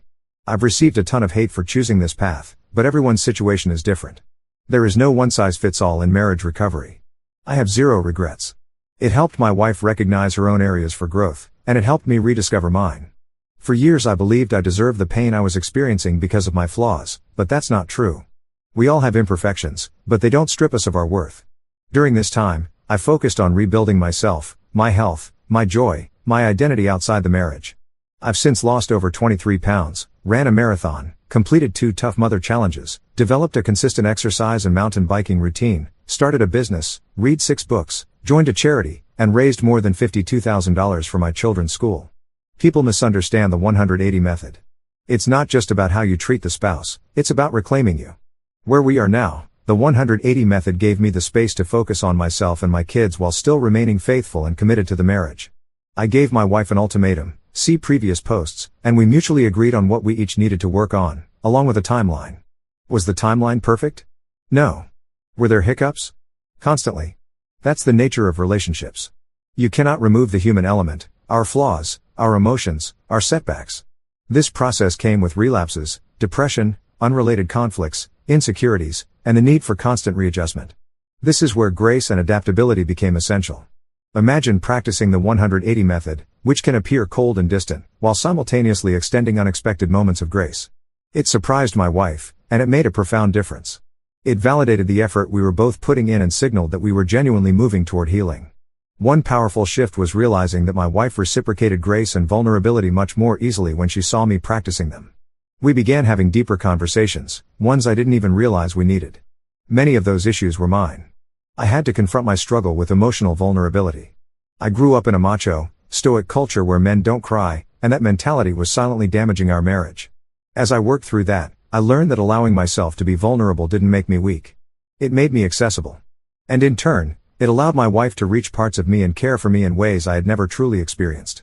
That feeling of being cared for, genuinely cared for, was new. And it changed everything. Where we're headed, as I mentioned, things got worse before they got better. My wife had a serious breakdown early on where she felt everything was over. We hadn't yet fixed our communication patterns, and counseling helped us realize it was time to shift out of the 180 method and begin recognizing and validating the progress we both were making. Once we focused intentionally on communication, grace, vulnerability, and consistent practices of gratitude and emotional expression, things started to transform. Over the months that followed, we chose to show up for each other. Not out of obligation, but out of intention. Fast forward to today, our marriage is nothing like it was a year ago, and nothing like the day I wrote my last post. Is it perfect? No. Is it worth keeping forever? Absolutely. We have a new foundation and a new commitment to the work, not just on our marriage, but on ourselves. Advice for anyone going through something similar: your marriage can still be something beautiful, even after unimaginable hardship. Remember why you married your partner. Remember the qualities that made them right for you. But also remember that change starts with you, not your partner. You can't force them to change. You can only do the work on yourself and give them the space to choose their own path. I recommend the 180 method/gray rock method because it was essential for me, but it isn't universal. It worked because it forced both of us to confront truth, discomfort, and growth. People on Reddit criticized me endlessly for it. But it's your marriage, not theirs. Only you know what you can live with, what you can't, and what your relationship truly needs. Lastly, I genuinely hope this helps anyone navigating a similar situation. I will always be pro-marriage, and I firmly believe couples can overcome even the hardest challenges if they have the desire to do so. Love can be rebuilt. Trust can be rebuilt. Intimacy can be rebuilt. I now have a marriage filled with renewed love, real emotional connection, and new hope for our future. My wife chooses me every day. We are rebuilding together with honesty, vulnerability, and intention. My children have witnessed resilience, forgiveness, and growth, and that matters deeply to me. Note, I'll be sharing some resources that really truly helped us later on in a comment. I truly believe it would be beneficial for those interested. Remember, you must go all in if you want real change. Love hard, without reservation. Rewire your mindset. Give yourself time and grace. And believe that your marriage can succeed. I pray that every marriage here finds strength, hope, and a restored path forward. Top/relevant comments. Commenter. I was waiting for this update, and I'm very thankful for your willingness to lay it all out there as you both sought a way back to each other. Great to hear about your path forward together. Ops response. Thank you. I feel incredibly blessed to be able to turn the page. More work ahead, but the future looks promising as long as we keep working. Wish you the best. Commenter 2. Happy to hear, but I need messy gossip details. What made your wife finally come around? Ops response. Multiple different things. The 180 method helped her realize there was more to me than convenience. Also, knowing how we were both willing to do the work to restore our marriage helped. I cannot speak for her as to what was the turning point for her, but I can say that it was a mindset thing. And that concludes the fourth story. That was a pretty wild one if you ask me. Let me know what you think. Now, to the fifth story of today. It's titled, AITA for only staying with my dad when I come home for breaks, since my stepdad said he doesn't like me being at my mom's. Posted by you/background heater. I, 21F, am in my junior year of college. I go to school 3.5 hours away and usually only go home during breaks. My parents have been divorced since I was 7. Both are remarried with other kids. My mom, 47F, is married to Rich, 48M, and they have 2 sons, 8 and 10. My dad, 50M, and stepmom, 45F, have a 12-year-old son, and I have 2 stepsisters, 22 and 24. I had a good childhood, though, and always got along with everyone, I thought. Before I left this summer, Rich was coaching my brother's soccer team and gave me his phone so my younger brother could play a game on it. At one point, the phone shut off, so I plugged it into my battery pack. When it turned back on, there was a text from his brother saying, "Yeah, that's rough, but at least she's gone most of the time." I saw the text it was responding to, and it basically said that Rich always preferred when I was at my dad's house, and said all step-parents probably feel the same way, so he doesn't feel bad. I didn't snoop anymore and gave the phone back to my brother. I still plan on seeing and hanging out with my mom and brothers, but I told her I was just going to stay at my dad's on breaks from now on. I didn't tell her why, but I always hated having two houses anyway. I never wanted to just pick one because I loved them both, and they always said they all loved me being there and missed me when I was gone. I feel stupid for believing them, but I guess that's growing up. I told my dad and stepmom it was because my mom was having work done on her house, and they're thrilled I'll be staying there, I think. My mom is upset, but I told her it will just make things easier. I don't want to start a fight between her and Rich, and I won't make a big deal about anything. I plan on living at home for a while after I graduate to save money, and it'll just be easier to go towards just staying at one house anyway. I know my mom's sad, but I think this is the best for everyone and will make the most people happy. My boyfriend thinks I should just keep staying at both, but I don't know. I'm excited about just having one place to stay. But am I the jerk for not staying at my mom's part of the time? Top/relevant comments. Commenter. Not the jerk. You get to decide how you spend your breaks, but you are going to create a needlessly complicated relationship with your mom if you never tell her the real reason for your choices. I wonder if your stepmom might feel the same way sometimes? Letting your stepparents define your relationship with your parents based on their secret confessions seems like a bad idea, particularly if you never express it. Op's response. She says she loves it when I'm there, and the house doesn't feel the same if me or either of my stepsisters are gone. But yes, I worried for a while that neither of them liked me being there and kind of freaked out lol. Maybe because she has other kids, and Rich doesn't? But yeah, maybe my stepmom would prefer if I just stay at my mom's and won't say. But then I have nowhere to stay lol. Commenter 2. I think you need to sit down and have a serious conversation with your mom and stepdad. It is entirely possible that this is mostly benign venting, and yes, some stepparents find having stepchildren, who are only there occasionally and who have a significant age gap with the other children, to be awkward. Or it could be indicative of a serious problem. But being the bad guy, letting your mom think you are the one creating distance, is not going to end well. Approach it non-confrontationally, but you need to get it out in the open. Op's response.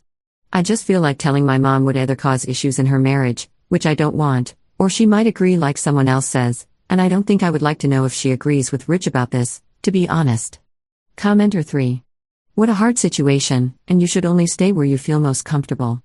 But, in my opinion, you should tell your mom the truth. Not the jerk. But if you were your mom, would you want your kid to tell you? Op's response. I don't know, probably not.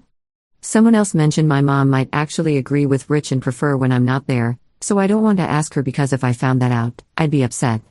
Edit. I don't know why everyone is so mad at me about that. I'm just being honest. I'm not arguing with anyone. Commenter 4. You are the jerk. You just decided to read some texts without any particular reason, and then you chose to punish your mother without explaining why. People have bad days and rough patches sometimes, but is your stepfather truly a bad person, or has he mistreated you? Or are you jumping to conclusions to stir up drama? Op's response. I didn't choose to read the message. It popped up when I was helping my brother, and I saw my name, and of course I'd read it. I'm human, lol. He was never cruel to me, but knowing that he thinks this way explains a lot of the things he's done and said throughout my life. Op adds an edit to her post. I really don't know if I'm ready to talk to my mom about this, guys. We had some rough years when I was a teenager, and it's a little better now, but it would be devastating to find out she felt the same way. When I say I'm an adult, it just means that I don't depend on her anymore, not that I think I'm mature. If I was, I would probably have already told her and not asked Reddit lol. But that's not going to be an easy discussion, and I'm already hurting a lot. I know she's hurting, too, but I'm still the kid, and I'm just saying that it's going to hurt a lot. I'm probably going to tell her, I just can't right now.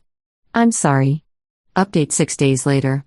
I posted a few days ago about accidentally seeing a text on my stepdad's phone of him saying that he preferred for me to be at my dad's, so I decided that when I come home from college I would only stay with my dad. Everyone told me to tell my mom, some nicely but some not. I really didn't want to do that. But sorry I came across as argumentative. It wasn't on purpose, it was just like, the thing is that it felt like way more people cared about my mom's feelings over mine.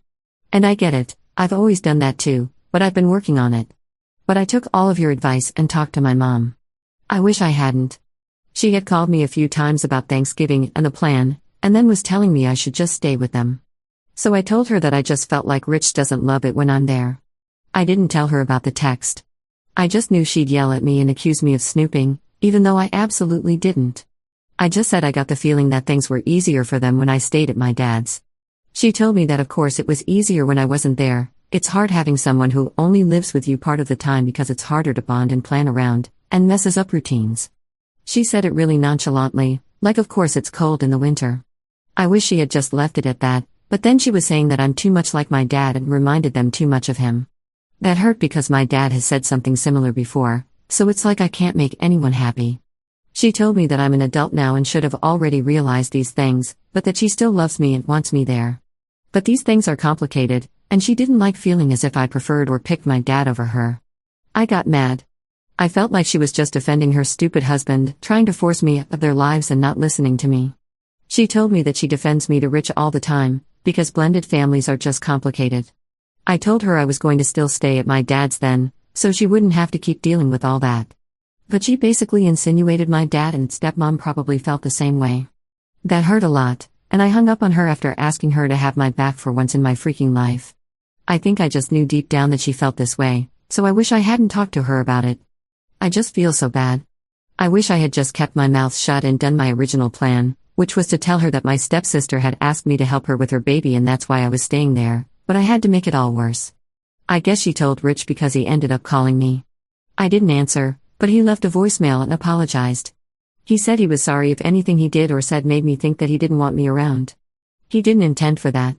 But he didn't, deny any of it, so it didn't make me feel any better. I won't be returning his call anyways. I haven't really talked to them since. I texted to ask what the times for Thanksgiving were because every year I have to figure out how to make all of the houses work, but haven't heard back. She does this sometimes, so I'm not too worried. I'm sure she'll reach back out if she feels bad or needs something. I know some people pointed out it's unfair to my stepmom and dad for me to stay with them full time because they probably feel the same way, but I don't have anywhere else I can stay when I'm home. My boyfriend says I could stay with him at his parents', but I don't know how I'd explain that, and they're from Mexico, so I'd need to go home anyways to get my passport. So I'm going to stay at my dad's and just hope that they don't feel the same as my mom and stepdad. But I guess I feel like if even my mom feels that way, it's likely my dad does too, and that sucks to know. Before anyone says anything, no, I'm not going to tell my dad any of this. If you had divorced parents, you'll understand. You can't really complain about the other parent, or they just gloat and make it all about them. Also, I wasn't a bad kid. I had good grades, played sports, had a job, and didn't get into trouble. My parents are just really critical of me. I think I just remind them too much of the other, and as I got older I got sick of always being nitpicked over every little thing I do, so I stood up for myself, and they didn't like that. But I don't regret it. I did talk to my dad. He said he was thrilled I'd be staying with him and that they loved having me there. But sometimes I think he exaggerates. I don't know if he and my stepmom feel the same as my mom and Rich, but if they do, I'd rather not know now. Let's just say I won't be going through my stepmom's phone. I don't know. I graduate next year and figured I'd live at home for a bit to save money. But now I kind of feel like I don't belong at either house in the end. My boyfriend and I have talked about moving to the coast after college, and that would be nice. I feel like all of this has really changed how I view, my entire childhood, and it sucks that maybe I was never really as wanted as I thought. I don't know, it sucks. My boyfriend says I should try to look at it as a good thing, as weird as that sounds. Like freeing?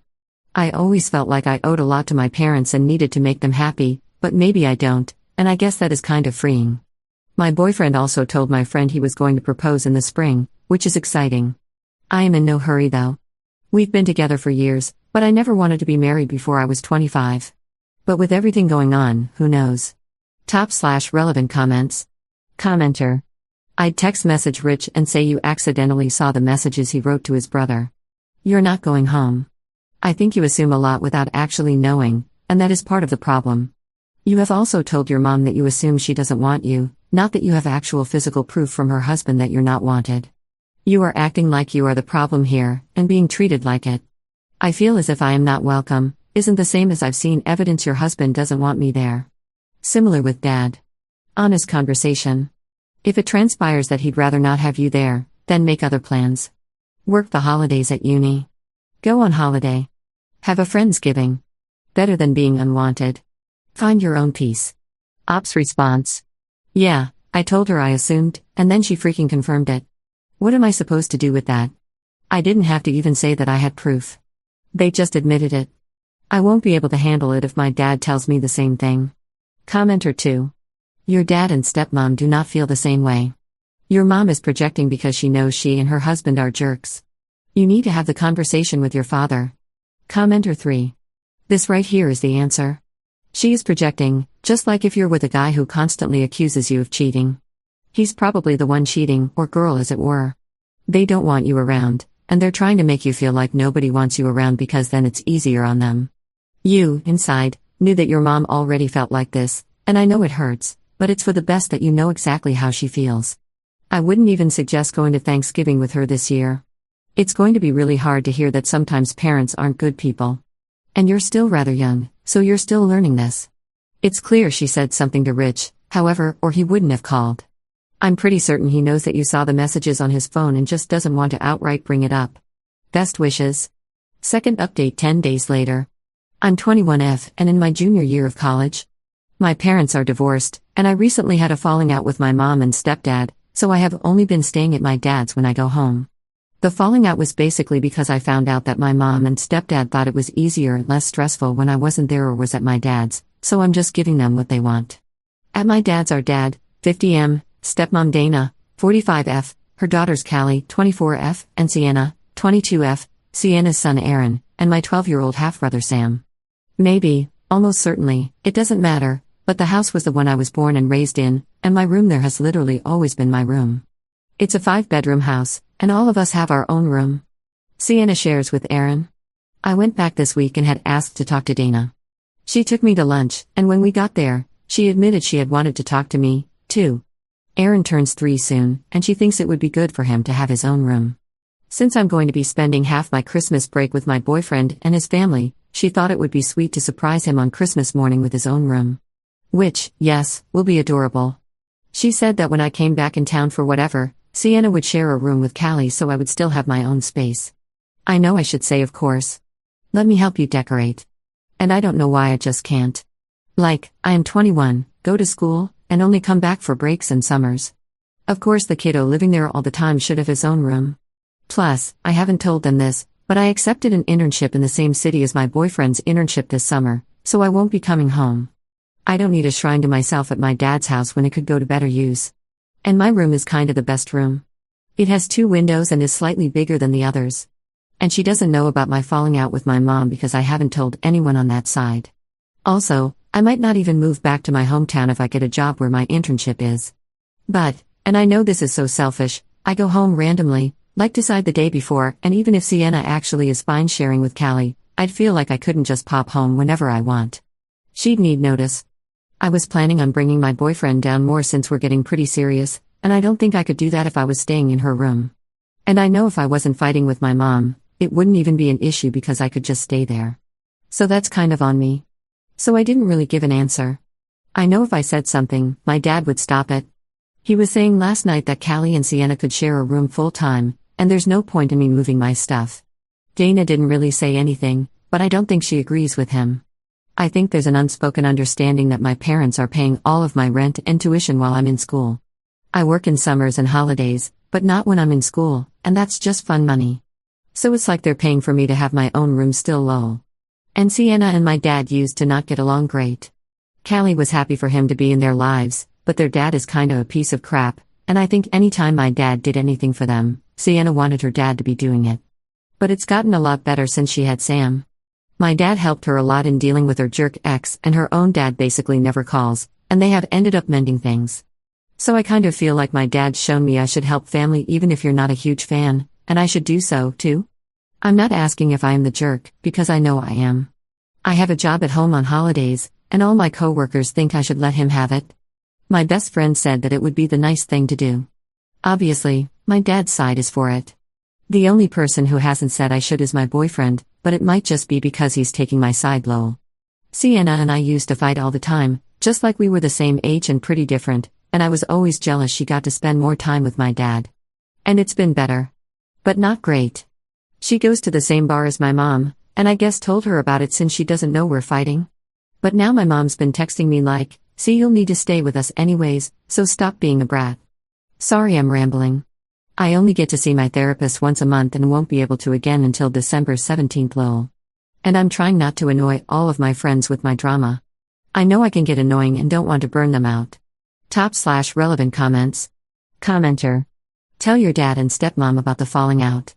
I read your first post. Your dad and stepmom clearly care about you, your comfort, and your wants. Tell them what happened. As far as the room goes, I have no real advice to give, but if you don't plan on moving back in at any point, it unfortunately makes sense to give up your permanent space for the child who lives there full time. But it really seems like everyone in that house is happy to make space and accommodate you when needed.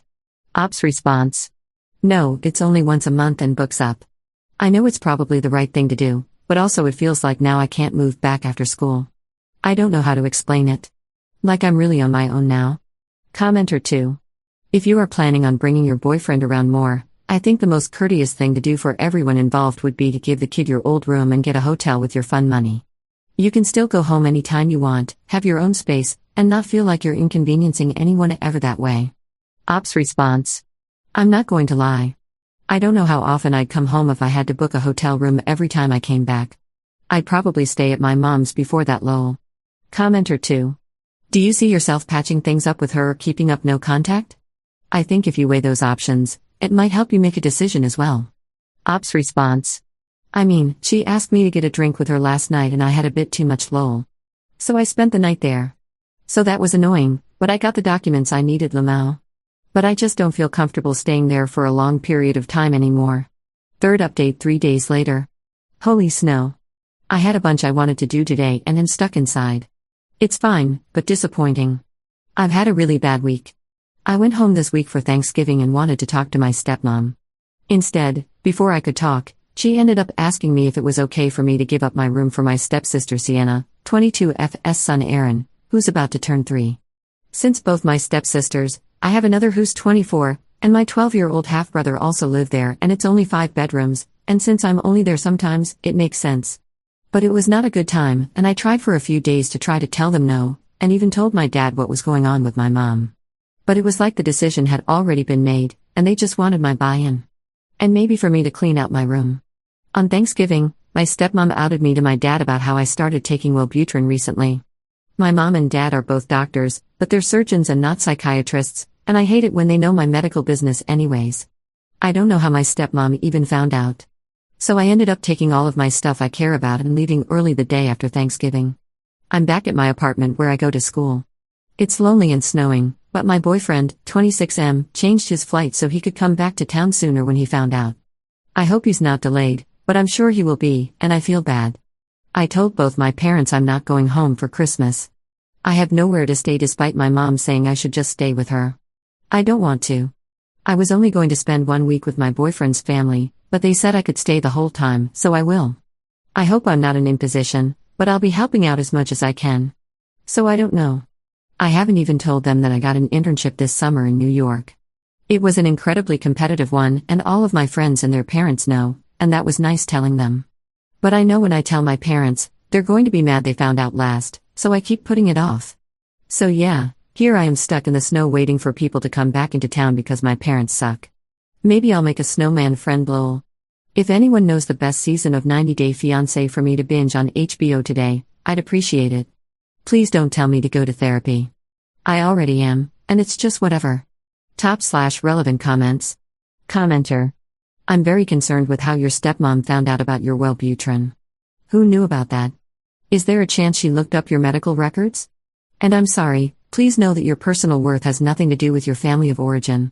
Plenty of adults have found family that are just as deep and caring as any blood family. Ops response. I don't know.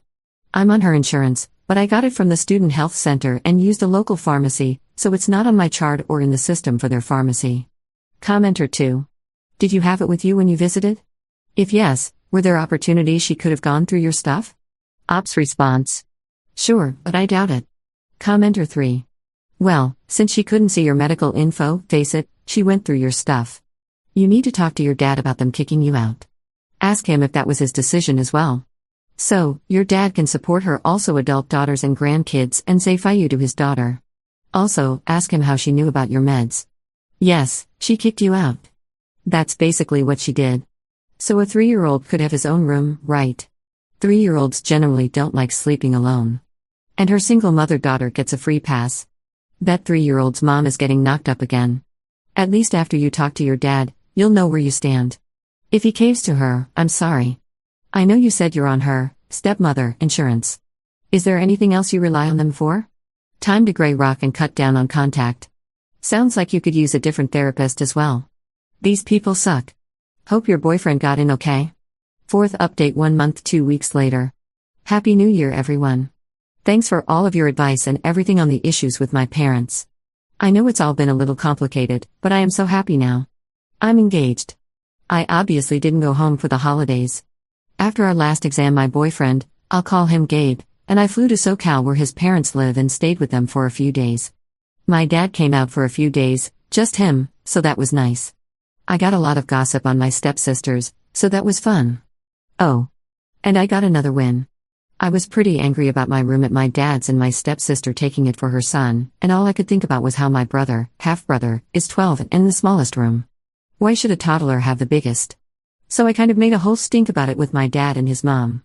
Dana couldn't really argue and had to deal with Sienna being a huge bee about it, but now my brother has my old room. My dad said that Sienna probably had planned on giving my room not to her son, but to herself after a few beers. He deserves it, he's the sweetest kid ever. Anyways, back to the exciting news. He proposed on the beach on Nye. He was going to propose on his favorite beach back in Mexico, but instead we went to a beach he'd never been to before. It was beautiful, and now it's our beach. He technically proposed with his grandmother's ring, which is beautiful but so big and kind of scary, and he knows how anxious I get, so he also got me a plain gold band I can wear daily. He knows I don't want to get married until after college, and definitely don't want kids until I'm probably 27 to 30, and is okay with that. He said he just didn't want to not be engaged to me any longer. We'll probably get married in the winter of 2027 or spring of 2028, and we'll be living together this summer and all of next semester. It's important for me to live with someone before I marry them. And his family has been so welcoming. All of the women on his mom's side have worn the same veil for over 100 years at their wedding. They said it's not a big deal if it's not my style, and his aunt even offered to sew me a new one that I like more, but it's so pretty. They said we could circle back after I pick out my dress, and I really want to invite them dress shopping with me. I usually get anxious about telling my parents these things, because I never know who to call first. But it was late, and my 3 half-brothers have a Discord together, so I just logged in and told them, because why wouldn't they be online at 11:30 p.m.? I guess they disseminated the info, and my stepmom texted me on the group chat the next day asking if it was true. I sent them a picture of us and the ring. My mom called and wanted to start talking about logistics, and said she would take me dress shopping. I told her I wanted his mom and aunts invited. She asked if I wanted to invite my stepmom, not in a nice way, more so in a well you know Dana will never be able to do something like this with her girls, and I said I'd think about it. I feel so much better. Everything this past semester seems so silly now. Who cares about having a room at my parents'? I don't need that. I'm getting married. I will be living with my fiancé/husband. I haven't told them about my internship yet, that's just a future me problem, but it'll be fine. Thank you for all of your advice and for hearing me whine in my posts. I think I'm going to be just great. Top/relevant comments. Commenter. I'm so happy for you. It sounds like you'll be much more wanted at his family's place, so I would just go there for holidays. Put energy into people who put energy into you. And don't invite your stepmom to your wedding dress shopping.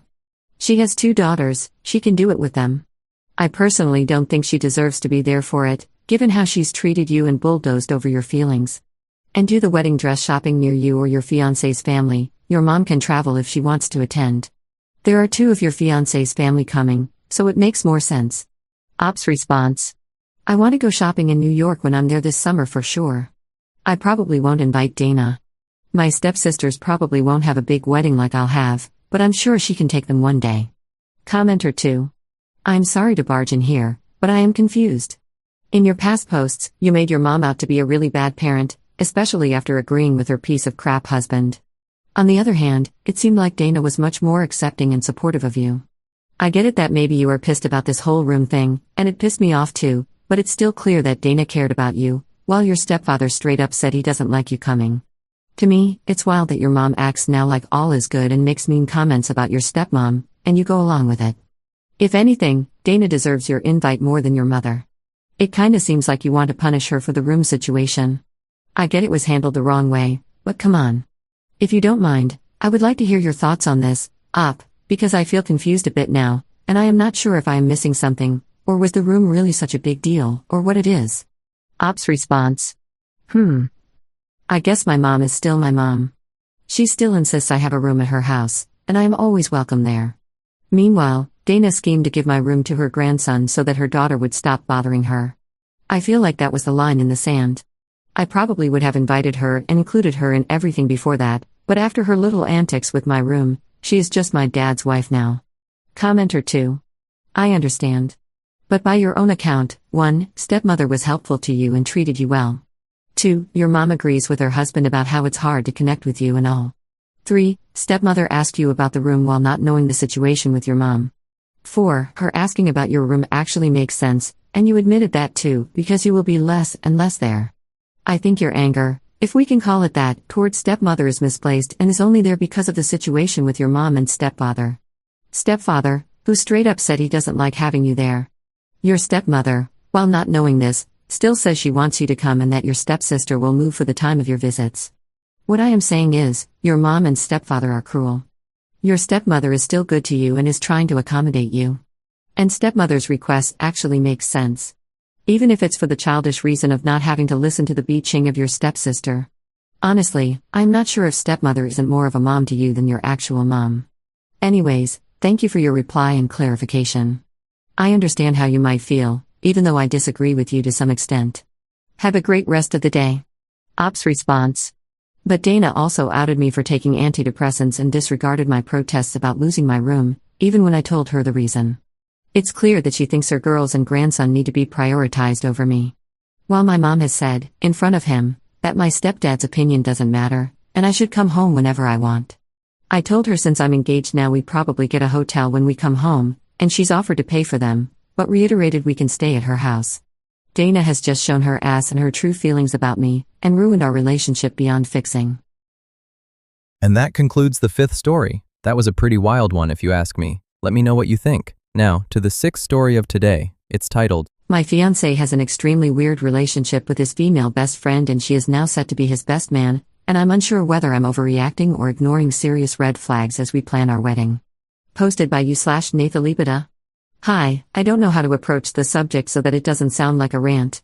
I, 31F, have been in a steady relationship for the past 4 years. My boyfriend, 33M, and I dated for about 15 months, then decided to move in together. It's been wonderful. Recently, we got engaged and now are planning the wedding. We are both very excited about it. He is a great person, basically what you'd call a good guy. Very bright, super funny, has a good job, has always been caring and loyal, kind of a dork and a nerd in some things, which I love. I would say without a doubt that he's the best guy I've ever been with. I love him and he loves me very much. My family and friends adore him. So far so good, right? Enter best friend Sandy, 33F. This girl is a total nightmare. They have been best friends like forever, and once I met her a few years back, I knew she was bad news. She is very attractive and knows it, always dresses kind of SLT, is a tease and a flirt. If you know the type, you can picture her. She has never been rude to me or anything like that. We just keep our distance. We are polite around each other and that's about it. She's not the idiot people think she is. She has 2 kids and recently got divorced. She has always been in his life, and I can't seem to understand why. I'm not naive or narrow-minded. I have male friends, and I'm the kind of person that believes that a man and a woman can be great friends without sex being involved. However, the relationship they have is just too much, too close for comfort, and everyone seems to think so. And it has been going on like forever. There are so many things. I don't know where to begin without sounding like a crazy jealous person. The only thing that puts my mind at ease is the fact that she lives 1,000 miles away, in South Florida. She is always texting him. I've checked his phone a couple of times, he doesn't mind, we are very open with each other and I know I shouldn't, but still, she is constantly telling him she misses him, that they should see each other more often, that when is he coming home, that she wants to come up to see him, that a song reminded her of him, all sorts of stupid things, pictures, selfies, etc. Sometimes it's like a couple of 15-year-old kids, and I don't make a fuss about it. The one thing that really freaks me out is when she tells him she loves him. Love is a very strong emotion for me, and he says he loves her back. I don't like that part at all, and the fact that she's drunk dialed him a couple of times at very odd hours, even when she was married, makes me so mad. We've had a couple of strong disagreements about that over the years. I have met his family. They are very nice folks, and they like me. His sister and I get along pretty well, we have a lot in common, and we've become good friends even with the distance. The first time I met her, she found out that best friend Sandy was coming to town, and didn't look happy. A couple of years later, after we knew each other better, I asked her why she didn't like her. She told me that she never did. Even when they were kids, she didn't like her, that she was always trouble and did crazy things, that no one in her family liked her, but since she had always been there, they kind of just tolerated her and accepted her in the household. She shared with me that while they were preteens, she would always be at their house hanging out, and that she would stay at night and sneak into my fiancé's room. Apparently, their parents didn't know or didn't care. In high school, she was always kind of a BTCH while my fiancé was kind of a nerd, and she never understood how they remained friends. They didn't even hang around the same group of people. His first girlfriend always felt threatened by her, and she wouldn't be the last one to feel that way. I knew all this because of what my fiancé's sister observed and told me. She's a couple of years older than him. I talked to him about it, and he said it was true. No problem there. I have asked him a couple of times straight up if they ever had some kind of physical relationship in the past, but he has always denied it. He says they are only friends. When she was married, my fiancé was the best man at her wedding, at her insistence. Her now ex-husband and kids would spend time together with us, going on holidays or meeting up for special occasions. And I must admit, I got along better with her husband than with her. He was about 10 years our senior and always seemed oblivious about their weird relationship or just didn't mind. My fiancé is godparent to her youngest kid. They both call him uncle. He adores them, and they adore him back. He's great with them and with his nephews. He's wonderful with kids, and I can't complain about it. A couple of times, best friend Sandy's dad or other family members have been in town, and they call him and have lunch together or just meet up. I can tell they're very fond of him and care a lot for my fiancé. Last year, he flew down to Florida so that they could go to some convention because she got tickets that were hard to get. A couple of months ago, I went with him to his parents' house. She showed up unannounced, and they got drunk in his parents' living room watching stupid movies while I was sleeping. We got in a huge fight because of it. His sister told me that they used to do that kind of stuff all the time, and it just made me angrier. We all ended up having Christmas supper a couple of nights later with her and her kids in my future in-law's house. It was not a happy moment. He doesn't even drink, just a beer every once in a while and wine with a good meal. This girl just brings the worst out of him. I have met his friends and people close to him. One of his best male friends lives in a neighboring town with his wife. They all went to Florida State together, and the three of them at one time shared an apartment. They are our closest friends. His wife has always told me that she can't stand best friend Sandy and straight out calls her a WHRE. So to the point, now that you have an idea of what I've been dealing with. A couple of nights ago, we were at our place with some other friends, celebrating our recent engagement and setting the date. She told me that there was something I should know. It was about best friend Sandy. Like I said, I knew she didn't like her one bit, so I didn't think much of it at first. She told me she hated the fact that even though she didn't attend Florida State with them, she still managed to show up all the time. She would stay weeks at a time in my fiancé's room, and she ruined a couple of relationships for him, going so far as to punching one of my fiancé's exes because she had cheated on him. The story was that they had plans to go for spring break, and since my fiancé was single at the time, he took best friend Sandy. I told her I knew all this. Now, the part that I didn't know, but she felt I should, was that they had been drinking all week, no surprises there. One morning she walked into their room, and they were both naked, with another couple in there as well. I asked her, naked like with underwear or with something covering themselves, and she said no. Completely naked. She didn't see them having sex, but two girls and two guys naked in a room makes you think, what the hell was going on? All this was before I met him, and I know everyone has a past, but that really shook me. Every time I hear one of those stories, it gets to me. This one was over the top. Have I been blind all these years? I've been honest about my feelings and confronted him about other things, but not about this. He usually just laughs and brushes it off, saying that it was nothing, and keeps on insisting that they have only been friends, very good friends, and that nothing has been going on or ever will. I have an older sister, and we are very close. I have told her about all this, and we both agree that their relationship is too weird. It seems very unlikely for them not to have ever hooked up or been intimate, and now, with this new information, I have more doubts. We are making plans for our wedding. To make things worse, and I laugh and smile so I won't cry, best friend Sandy is going to be the best man, and already she's talking about planning his bachelor party and even a trip to Vegas. TLDR, now here is what's driving me crazy: he has never lied to me, and I feel he has nothing to hide. He has always been honest.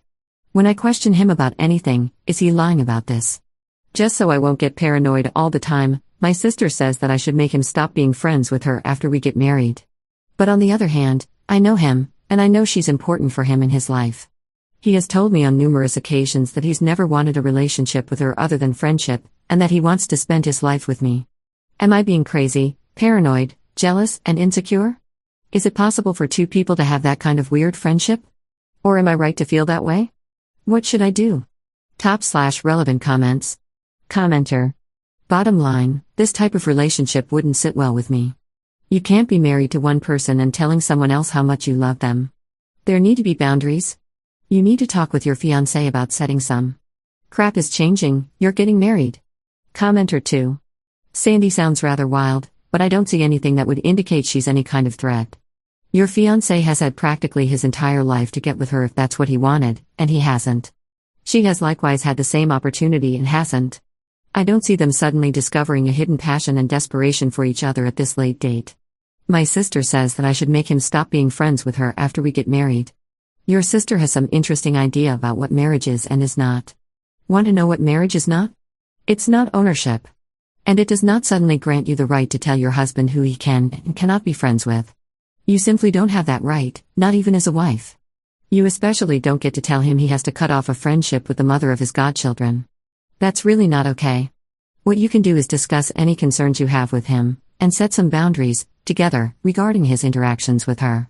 Your fiancé is marrying you, not her. After all these years, he's more than had opportunity to make something happen with her, and he's chosen not to.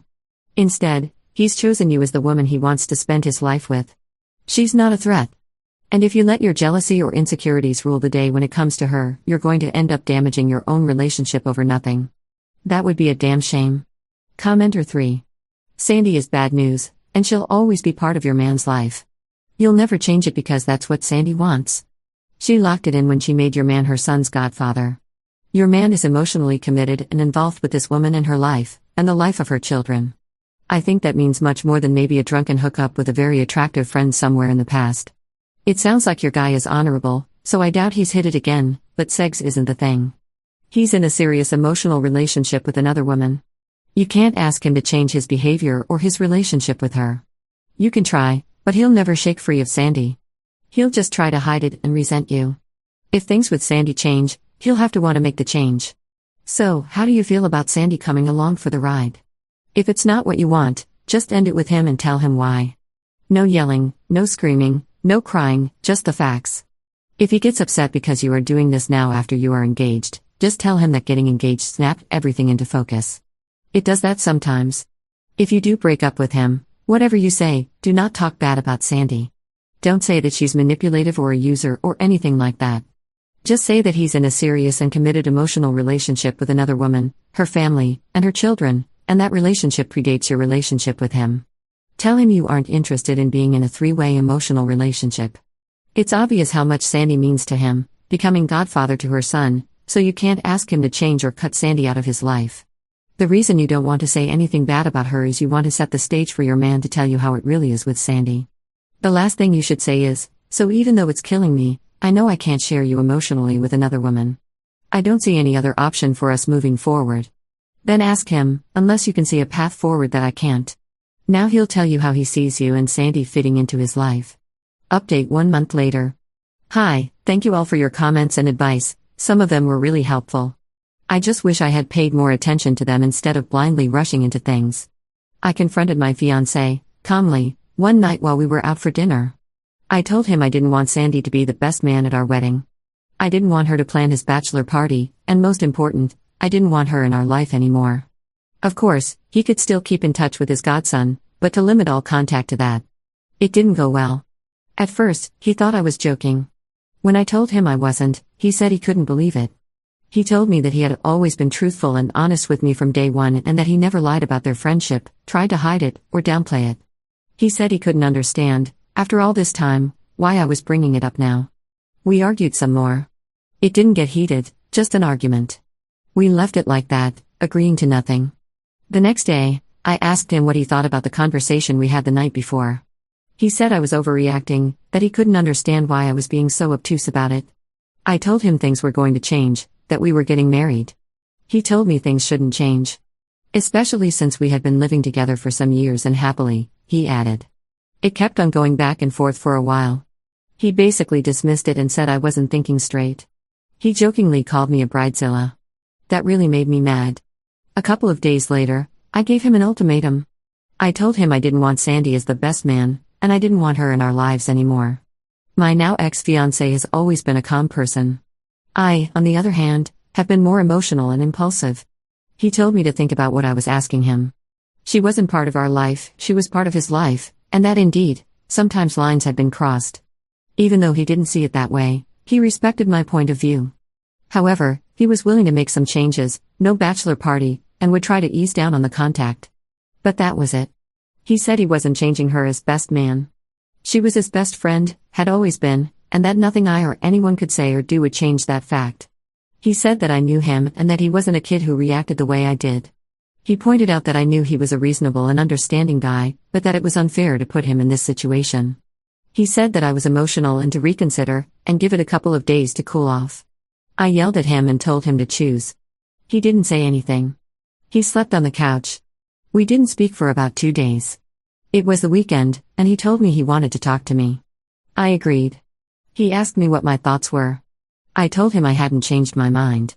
He asked me if I was 100% sure about it. I said I was. That my mind was set, no Sandy Bestman, no bachelor party organized by her, and no contact. He just said, okay. Then it's over, call the wedding off. I almost had a heart attack. I was furious and heartbroken. I got very agitated. I told him I couldn't believe he picked her over me. He said he didn't, that he had picked himself, that if I couldn't accept him the way he was, as I had always done in the past, and couldn't trust or believe him, it was over. That he had always trusted me, and that if I couldn't do the same, it wasn't worth the trouble. I yelled at him some more and told him I knew about the time they went on spring break together. He told me they had vacationed tons of times together, as a matter of fact, still did, that I knew all this. I asked him, well, what about the time you were naked together in a room with another couple? He told me all I had to do was ask him and not create this drama. This made me madder. He told me he had always been honest with me, and still was, that he didn't have anything to hide. That it was probably, friend, who had told me. I said it was. We calmed down a little, he asked me if I wanted to know. I told him I did. He said it was true, that they had indeed been naked together in the room, when, friend, walked in. They had met a slightly older married couple on the first day there. After some drinks, some partying, and spending time together, they suggested a swap, exchange couples. They were attractive, and he said sparks were flaring, also that it was during a time when they were both single, young, and wanted to experiment. So they had sex in the same room.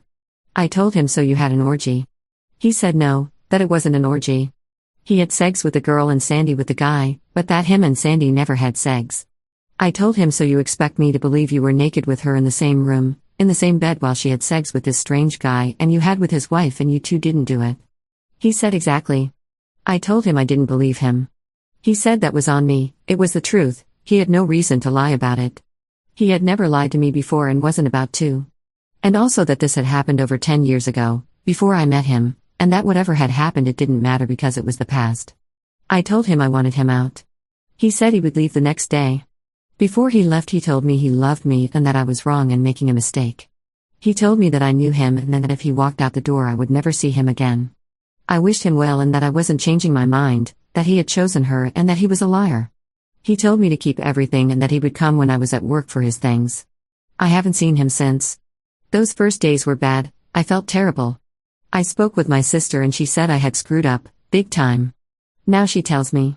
I was still angry and felt righteous. I am pretty stubborn. I sent Sandy terrible text messages, telling her she was a WHRE, and that I hoped she was happy for ruining my life. She never replied. Not one of my proudest moments.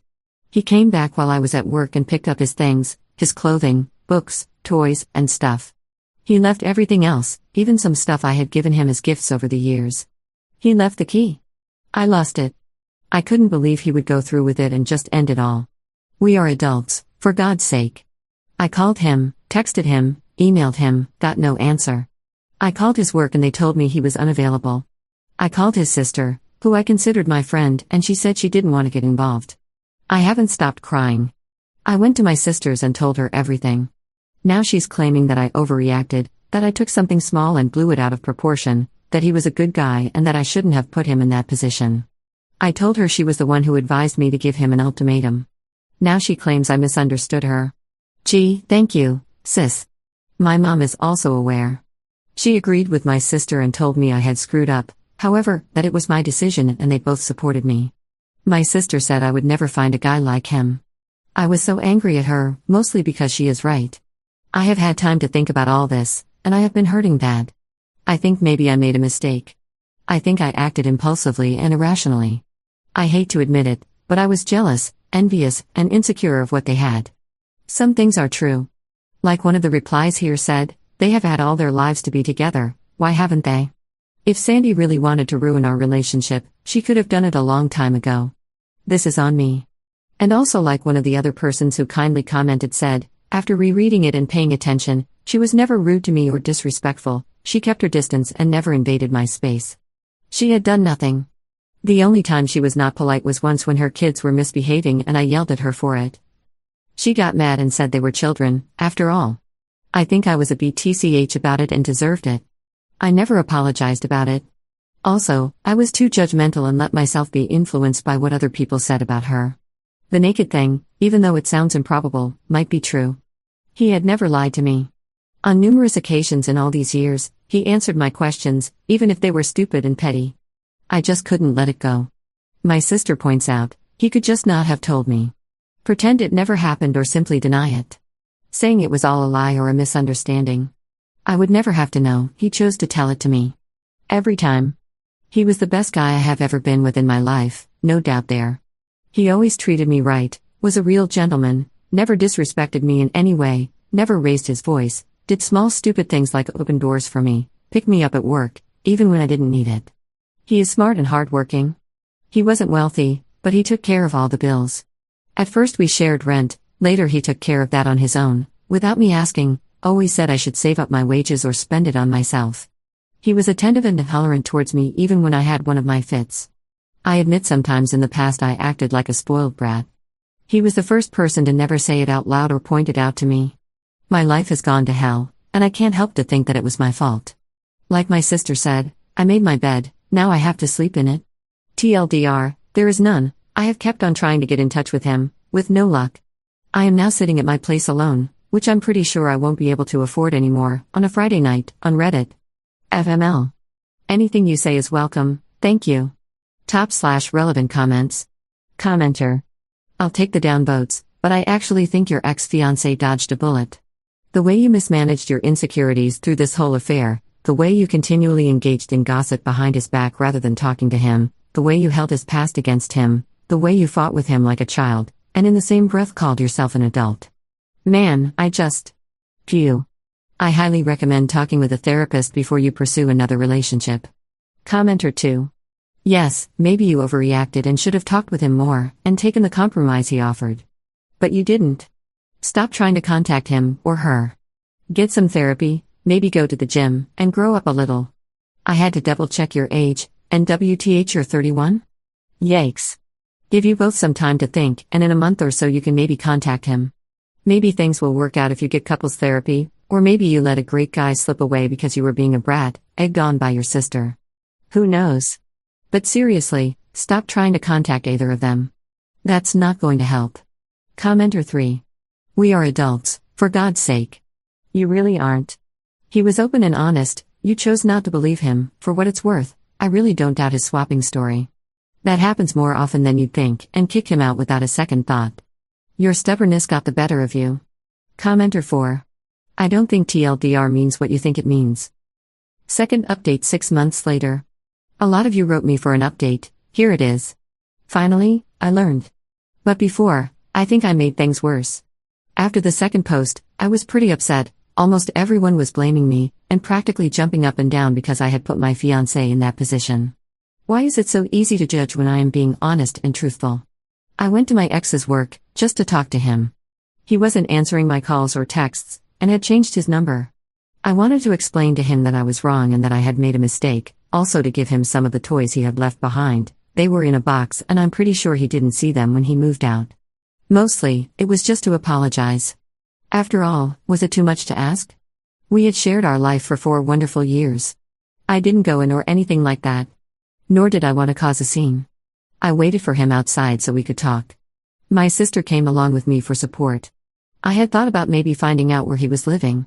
I knew he had moved closer to his job. Sis thought that was a better idea than showing up at his work unannounced, but I thought about it and decided it was way too creepy. It didn't go well. The moment he saw me, he walked away fast, almost running. He didn't even pretend not to see me, he just ignored me and walked in the other direction. I didn't chase him or anything.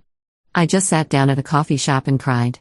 Why was he acting that way and completely ignoring me? I left him a note on his car. A nice note apologizing. I followed some of the advice I read on Reddit. People seem to discard at once the advice on the internet. I am thankful, the persons who know me personally aren't so impartial or clear-headed as some of you.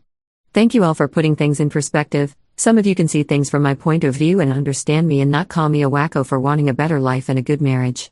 I have now accepted the fact that we will most certainly not get back together. The first thing I did was apologize to Sandy. I sent her a very true and heartfelt message, explaining that I was emotional and had unjustly directed my anger towards her. I never received a reply. I also apologized to his sister. She didn't reply either. That hurt me because I thought we got along and I considered her my friend. She just stopped answering my calls. All the people we had in common, whom I thought were my friends, are simply ignoring me and have cut me out, except for friend. She seems to be a real friend. She is very understanding and supportive. Her husband, on the other hand, is giving her a very hard time about the whole situation and they are having a lot of marital trouble because of it, almost to the point that he has practically forbidden her to contact me. That was about 3 months ago. Every once in a while I would send my fiancé a text or maybe an email to see how he was doing. He never responded. He even blocked me from social media. Mostly all of our acquaintances did the same. He didn't even contact me on my birthday, when in the past he gave me a great gift and flowers. About 2 weeks ago, I got a phone call. It was Sandy. I was shocked that she had called me. She said she was in town and wanted to meet. I had my suspicions that she would be in town because of that stupid Star Wars movie. I knew they would see it together. My sister, who I'm staying with, wanted to come along. I told her no. I had to give up my old place because I can't afford it. I know some of you will laugh, and I deserve it. I was clueless as to how hard it was and how expensive life is when you are on your own.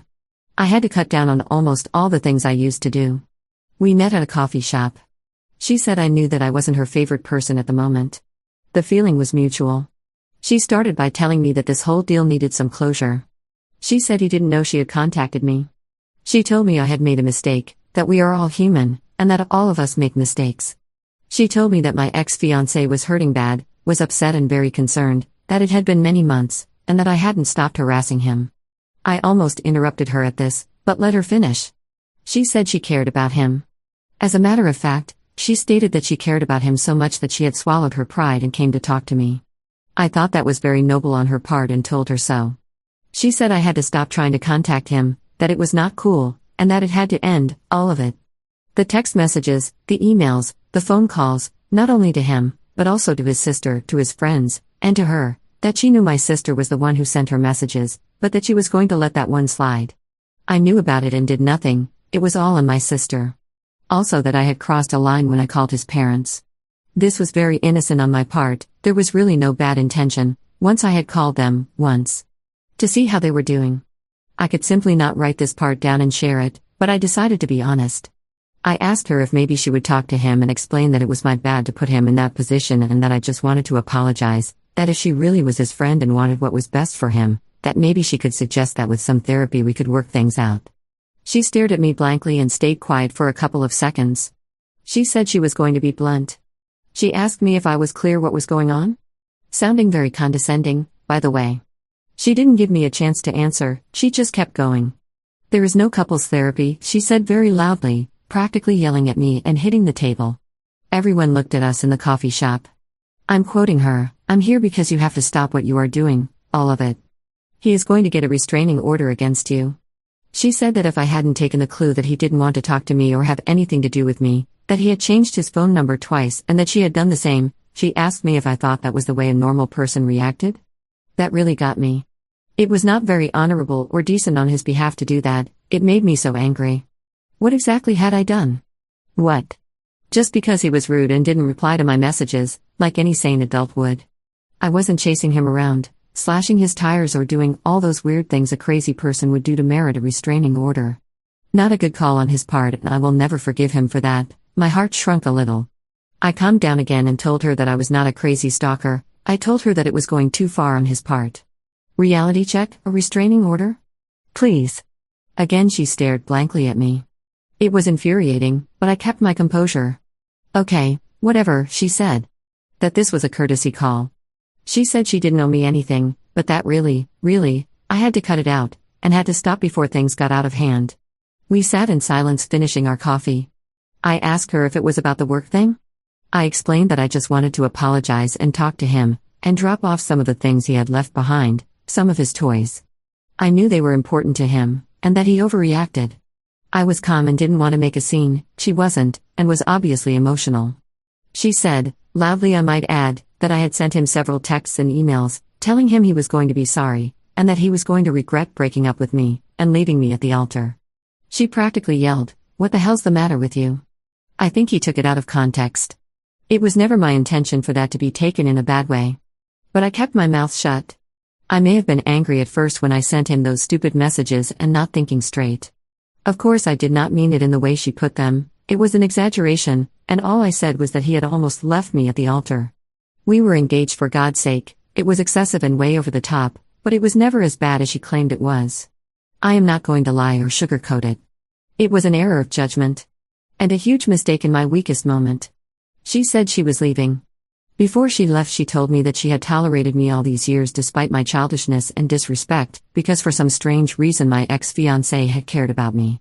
That I was a grown woman and that I shouldn't scoop down so low, that she didn't have anything else to say, that please I should listen to her and follow her advice and not contact her ever again, and to tell my crazy sister the same. She used those exact words, about the toys, to throw them away or do whatever I wanted with them. She left. Now I can understand her bad attitude and her patronizing demeanor. I deserved it. The text messages I had sent her were very bad, the ones my sister had sent her were worse. I never told my sister to do that. She cares about me and was angry. It was a hurtful thing to do, that, I admit, is on me 100%. But to go as far as saying she had tolerated me?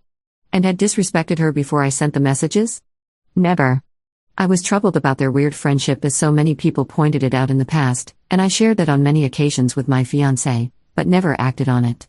I was the one who had to tolerate her. She was the one who was toxic, like so many people pointed out. I'm not saying I am an innocent bystander, but it all began with her inappropriate behavior with my fiancé.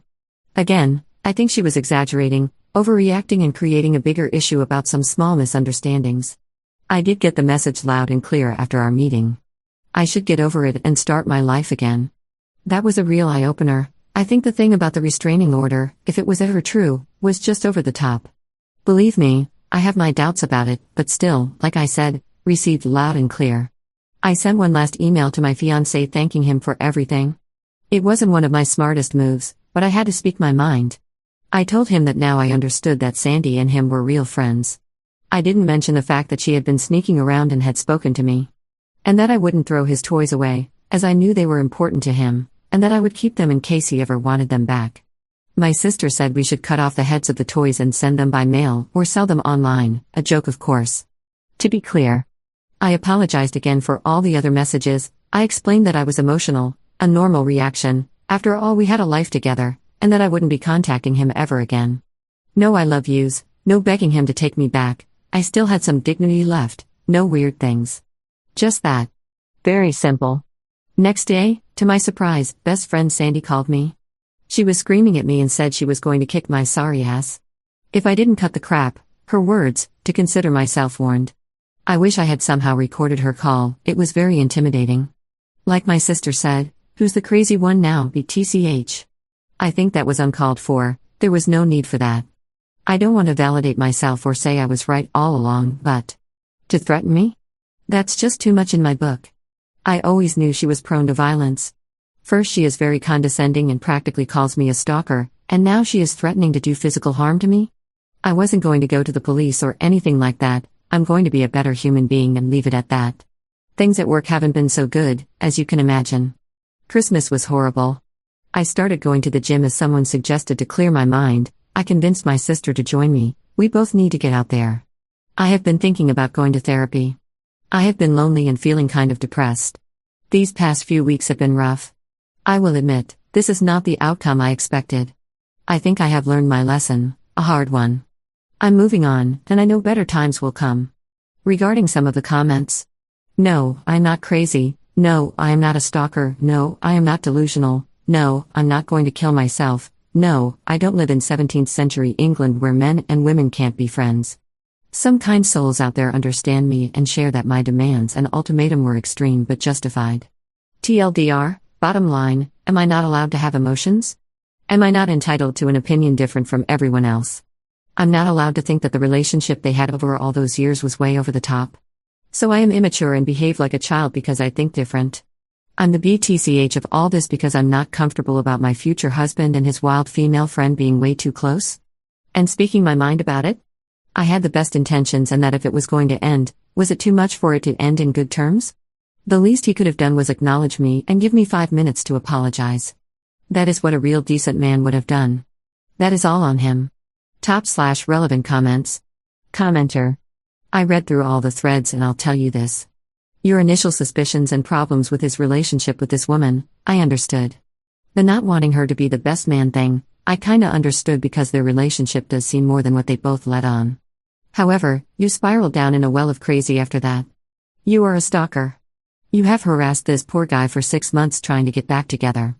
If you didn't take the hint the first 100 times he didn't respond to you, why wouldn't you 6 months later? You can't just go nuts and contact everyone in a person's life, trying to get at them when they have made it clear they don't want you in their life. If you want real honest advice, it's not the gym you need, it's therapy. You need to see how unhealthy your behavior is and how obsessed you are with this guy. It sounds like you have made this guy's life hell by trying to get back into his, when all he is doing is trying to move on. Please go get help, because the fact that you can't see how crazy your behavior is extremely worrying. Commenter 2. Holy crap. Your other post is from 7 months ago. You've been acting like this since then? Jesus Christ. Yes, please seek therapy. Commenter 3. Over the course of 3 posts, she did not manage to learn how a effing TDLR works. And that concludes the 6th story. That was a pretty wild one if you ask me. Let me know what you think. Now, to the final story of today. It's titled, My boyfriend was about to move into my place when he suddenly told me I'd need to change my routines, limit my independence, and basically act like I belonged to him, so I called off the move in the relationship, and now my mom and I think I overreacted and ruined a good thing. Posted by you/throwaway_external. I don't think I'm the jerk, but my aunt and mom got in my head over the holidays, and now I am questioning myself. Until early November, I, 28F, was in a long-term relationship with Kevin, 30M. We were together for about 18 months. He was planning to move in with me at the end of November when his lease was up. I own my own place, whereas he had a roommate who was recently engaged. Seemed like good timing all around. Kevin was generally a good guy. Funny, charming, easygoing. I thought I was in love. But a few weeks before he was supposed to move in, he made a weird offhand comment about my evening shower habits. Now look, I know some people will find this crazy, but it's not as crazy as it seems. I have a glorious steam shower with a comfy bench. I take long-ass steams before bed. Usually 15 minutes to steam, 5 to 10 minutes, with the water on and off, to shower and wash my hair, and another 5 or so for skincare. I'm not hogging the only bathroom or the hot water, and I only do it after everything else is done for the day, work, chores, sex. Anyway, the comment was that I would have to knock off things like that when I was living with him. Why? He said I was wasting time and needed to be more present when I lived with a man. WTF? It's 30 to 40 minutes. I can't have 30 to 40 minutes to myself. This led to a longer argument about the various things about myself and life I would need to change before he would move in. Like I was doing him a favor letting him live with me rent-free. Many things themselves weren't terrible, put my various skincare things away rather than leaving them on the shelf. Fair, don't leave so many shoes in the mudroom, they're on a rack, but whatever, stop the composting service, he wants to do it. But a few were non-starters, don't have my brother, 17M and his friends over unsupervised and don't volunteer at a local shelter that houses men. It was wild. He had never shown any indication of being controlling before, so I tried to talk to him about what he was thinking. He just said that moving in meant that I was his and needed to act like it, paraphrasing. I said, then we weren't moving in together, as I am not anyone's, less articulate than that, and asked him to leave. We had another conversation a day or so later, but neither of us budged, so we mutually broke it off. I was sad, but not devastated. Mostly completely confused and questioning my ability to see any red flags. There had to be some, right? I thought I made the right choice. My friends think I made the right choice. My baby brother also thinks I made the right choice. He may be influenced by my 3D printer. But my mom and aunt think I made a huge mistake. It's been a solid 2 weeks of you're going to die alone. You're selfish. You have to compromise in relationships. You can't expect him to put up with your single girl schedules and habits. He was such a catch. I feel like my head is going to explode. I thought my mom would at least care that he was cutting off free brother sitting when they travel, but no, she thinks my ex was right that my brother and his friends shouldn't be in the house alone with a single woman at their age. I babysat most of them when they were younger for Christ's sake. Am I really unreasonable here? I'm driving myself nuts. We are not getting back together. But was I a jerk? /relevant comments. Downvoted commenter. I think 45 minutes is a long shower, but not hardly worth making a big deal over it. Unless it's in the morning and you're both going to work. I do understand not wanting 17-year-olds over that he doesn't know, left with just him. Technically, it's his residence too.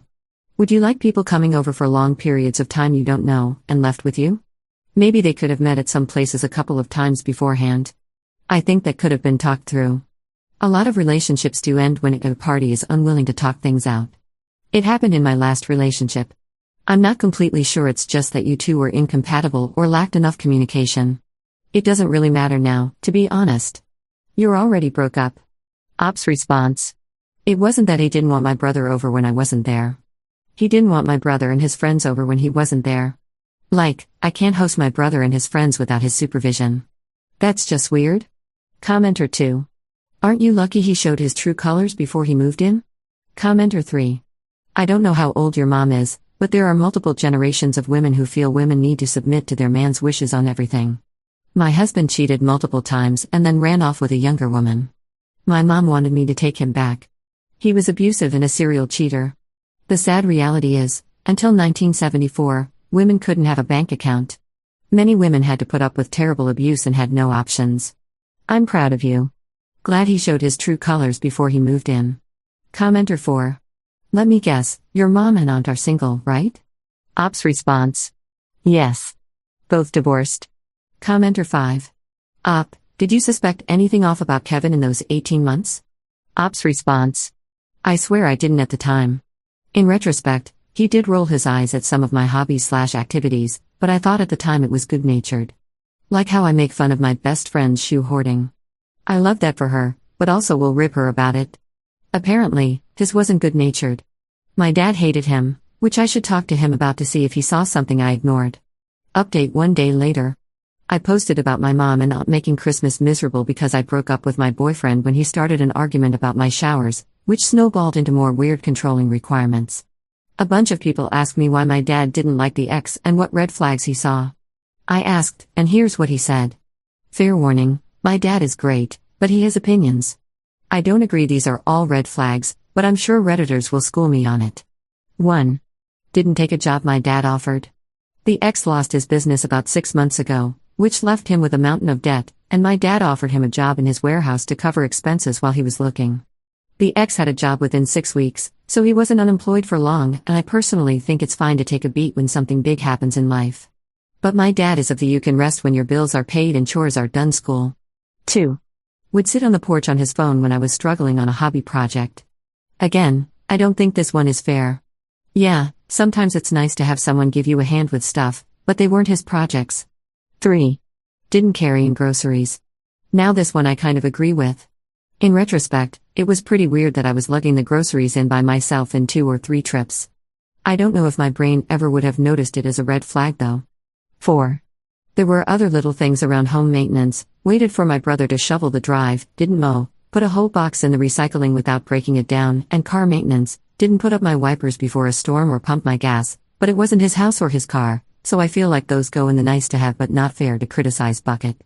Sure, my dad would do those things for a neighbor, much less a romantic partner, but that's him. Anyway, those were the things that my dad pointed to. Some clarifying points from the last post. First, steam showers don't use a ton of water. It's like 2 gallons for the steam for the whole 40 minutes. That's basically 90 seconds of shower for most people. And because it's toasty in there, you only turn on the shower head when you need it to rinse or shave. Second, my mom isn't a boomer. She's 46. She wasn't always like this, but she and my aunt have gone down some rabbit hole the last few years. Third, my brother and his friends, not all boys, by the way, will always be welcome in my home. Period. If that means I live alone, fine. Finally, do not worry. There is and was no chance I would take him back. He creeped me right out in our last few conversations. I might worry about whether I handled things wrong and should approach things differently next time, but I'm not staying with someone who feels me taking 40 minutes for myself, absent kids or extenuating circumstances, after a long day at work is a bad thing. If that makes me a jerk, fine. I'll accept the label. Thank you for making me feel less crazy yesterday. Top/relevant comments. Commenter. No, your dad's list is on point. Let me explain. 1. Extra cash is extra cash, especially when you don't have work. If anything would go down, he would sit on his ass and live off you. 2. Simply asking to help is a huge sign that he cares and is involved with you. No one who cares for another person lets them struggle, even if it's with something so small like hobbies. 3. Again, caring for another person's well-being and sharing the daily burden. My husband would never let me carry groceries alone. When he was really bad with cellulitis, he drives, I don't, and we had to make a quick run to the store. Despite using crutches, he fought me to carry at least 2 bags lol, not because of his manliness or some crap, but because he cares. 4. Again, caring. Wanting to make your partner's life as easy as possible. Being involved and proactive. When I started dating my husband, I needed someone to move my stuff to student accommodation. Not only did he carry all my stuff, home to car, then car to my ensuite which was on the 4th floor, he also had a quick look around and fixed a leaking tap, sorted my fire alarm, he found there were no batteries inside, and unclogged my toilet. A guy doesn't have to be a DIY king like my hubby, don't get me wrong. But a caring guy would either take care of issues himself or find someone who will. It's not a matter of your house, my house. It's a matter of being a loving, caring, and involved partner. No hate, girl, but maybe think about what you should be looking for in your partner. Ops response. Alright, I think I get it. It's not about expecting a guy to take care of me. It's about looking for a guy who wants to take care of the people he loves, in big and little ways. Commenter 2. Posting as a follow-up on your other post. I don't think either of you were jerks. I think you overreacted. Kevin had some good points, and I don't think he was controlling about it. How old is your brother and your brother's friends? You said you babysat them when they were younger. I don't think a long-term relationship girlfriend would be comfortable with me letting females and their friends around unsupervised in my home, even if I knew them from babysitting them when they were younger. Also, if you're living together, it's his living space too. That was a fair request and should have had a compromise. The shower thing for 40 minutes an evening seems excessive. If you require that each and every day and couldn't compromise, fair enough. Best to end it. I think I'd also take issue with that as a partner. Depends. On the one hand, I could play video games, entertain myself. On the other hand, after sex is sleep time in my head. It would be a bit grating if my partner always needed to shower after this, took 40 minutes, which is guaranteed to either keep me awake or wake me up after falling asleep. Your mileage may vary. The helping out at a shelter thing. Kinda split on it. On the one hand, it's a noble cause. On the other hand, you're spending the time around vulnerable adult males, including unstable males. As a male, I'd be concerned about that, and I'd expect my partner to understand my concerns. Seems like you realized you don't really love the person anyway, or feel like it's just not a good match in the long run. Whatever the case, I think the break-off was a good call for both of you in the end. Ops response. I just cannot comprehend a world in which I would be okay with someone who comes into my life and says, hey, I love you. Let's build a life together. But you know all those things that make you happy? Yeah, those things suck and you need to change them. If you didn't like that I have my brother and his friends over twice a month, then why did you spend 18 months with a woman who loves that, is extremely sad she only had another year before he's off to college and hopes he moves back after school? If you hate my volunteer work, Then why talk about marrying a woman who has volunteered at that place for literally years and who cried on your shoulder about losing a friend to homelessness and suicide? And yes, if it bugs you so damn much that I take 40 minutes in the bathroom every night to unwind after life, then why did you spend 18 months sleeping in my effing house, eating my effing food, and watching my effing TV while I was in the shower? I'm a person, not an experience vending machine. Sorry. I'm sure you are a nice person. I'm apparently more mad than I realized. That wasn't aimed at you. Commenter 3. You're not mad enough. The man had a mask on, and it slipped prematurely. You've seen the real him and are repulsed by the behaviors he has shown. But ultimately, he told you that you are his property. He was not offering concessions about his own storage of items, shower timings, games, TV watching, hobbies, etc. He was controlling yours because you belonged to him, not the other way around. He also didn't trust you. You being around people unsupervised?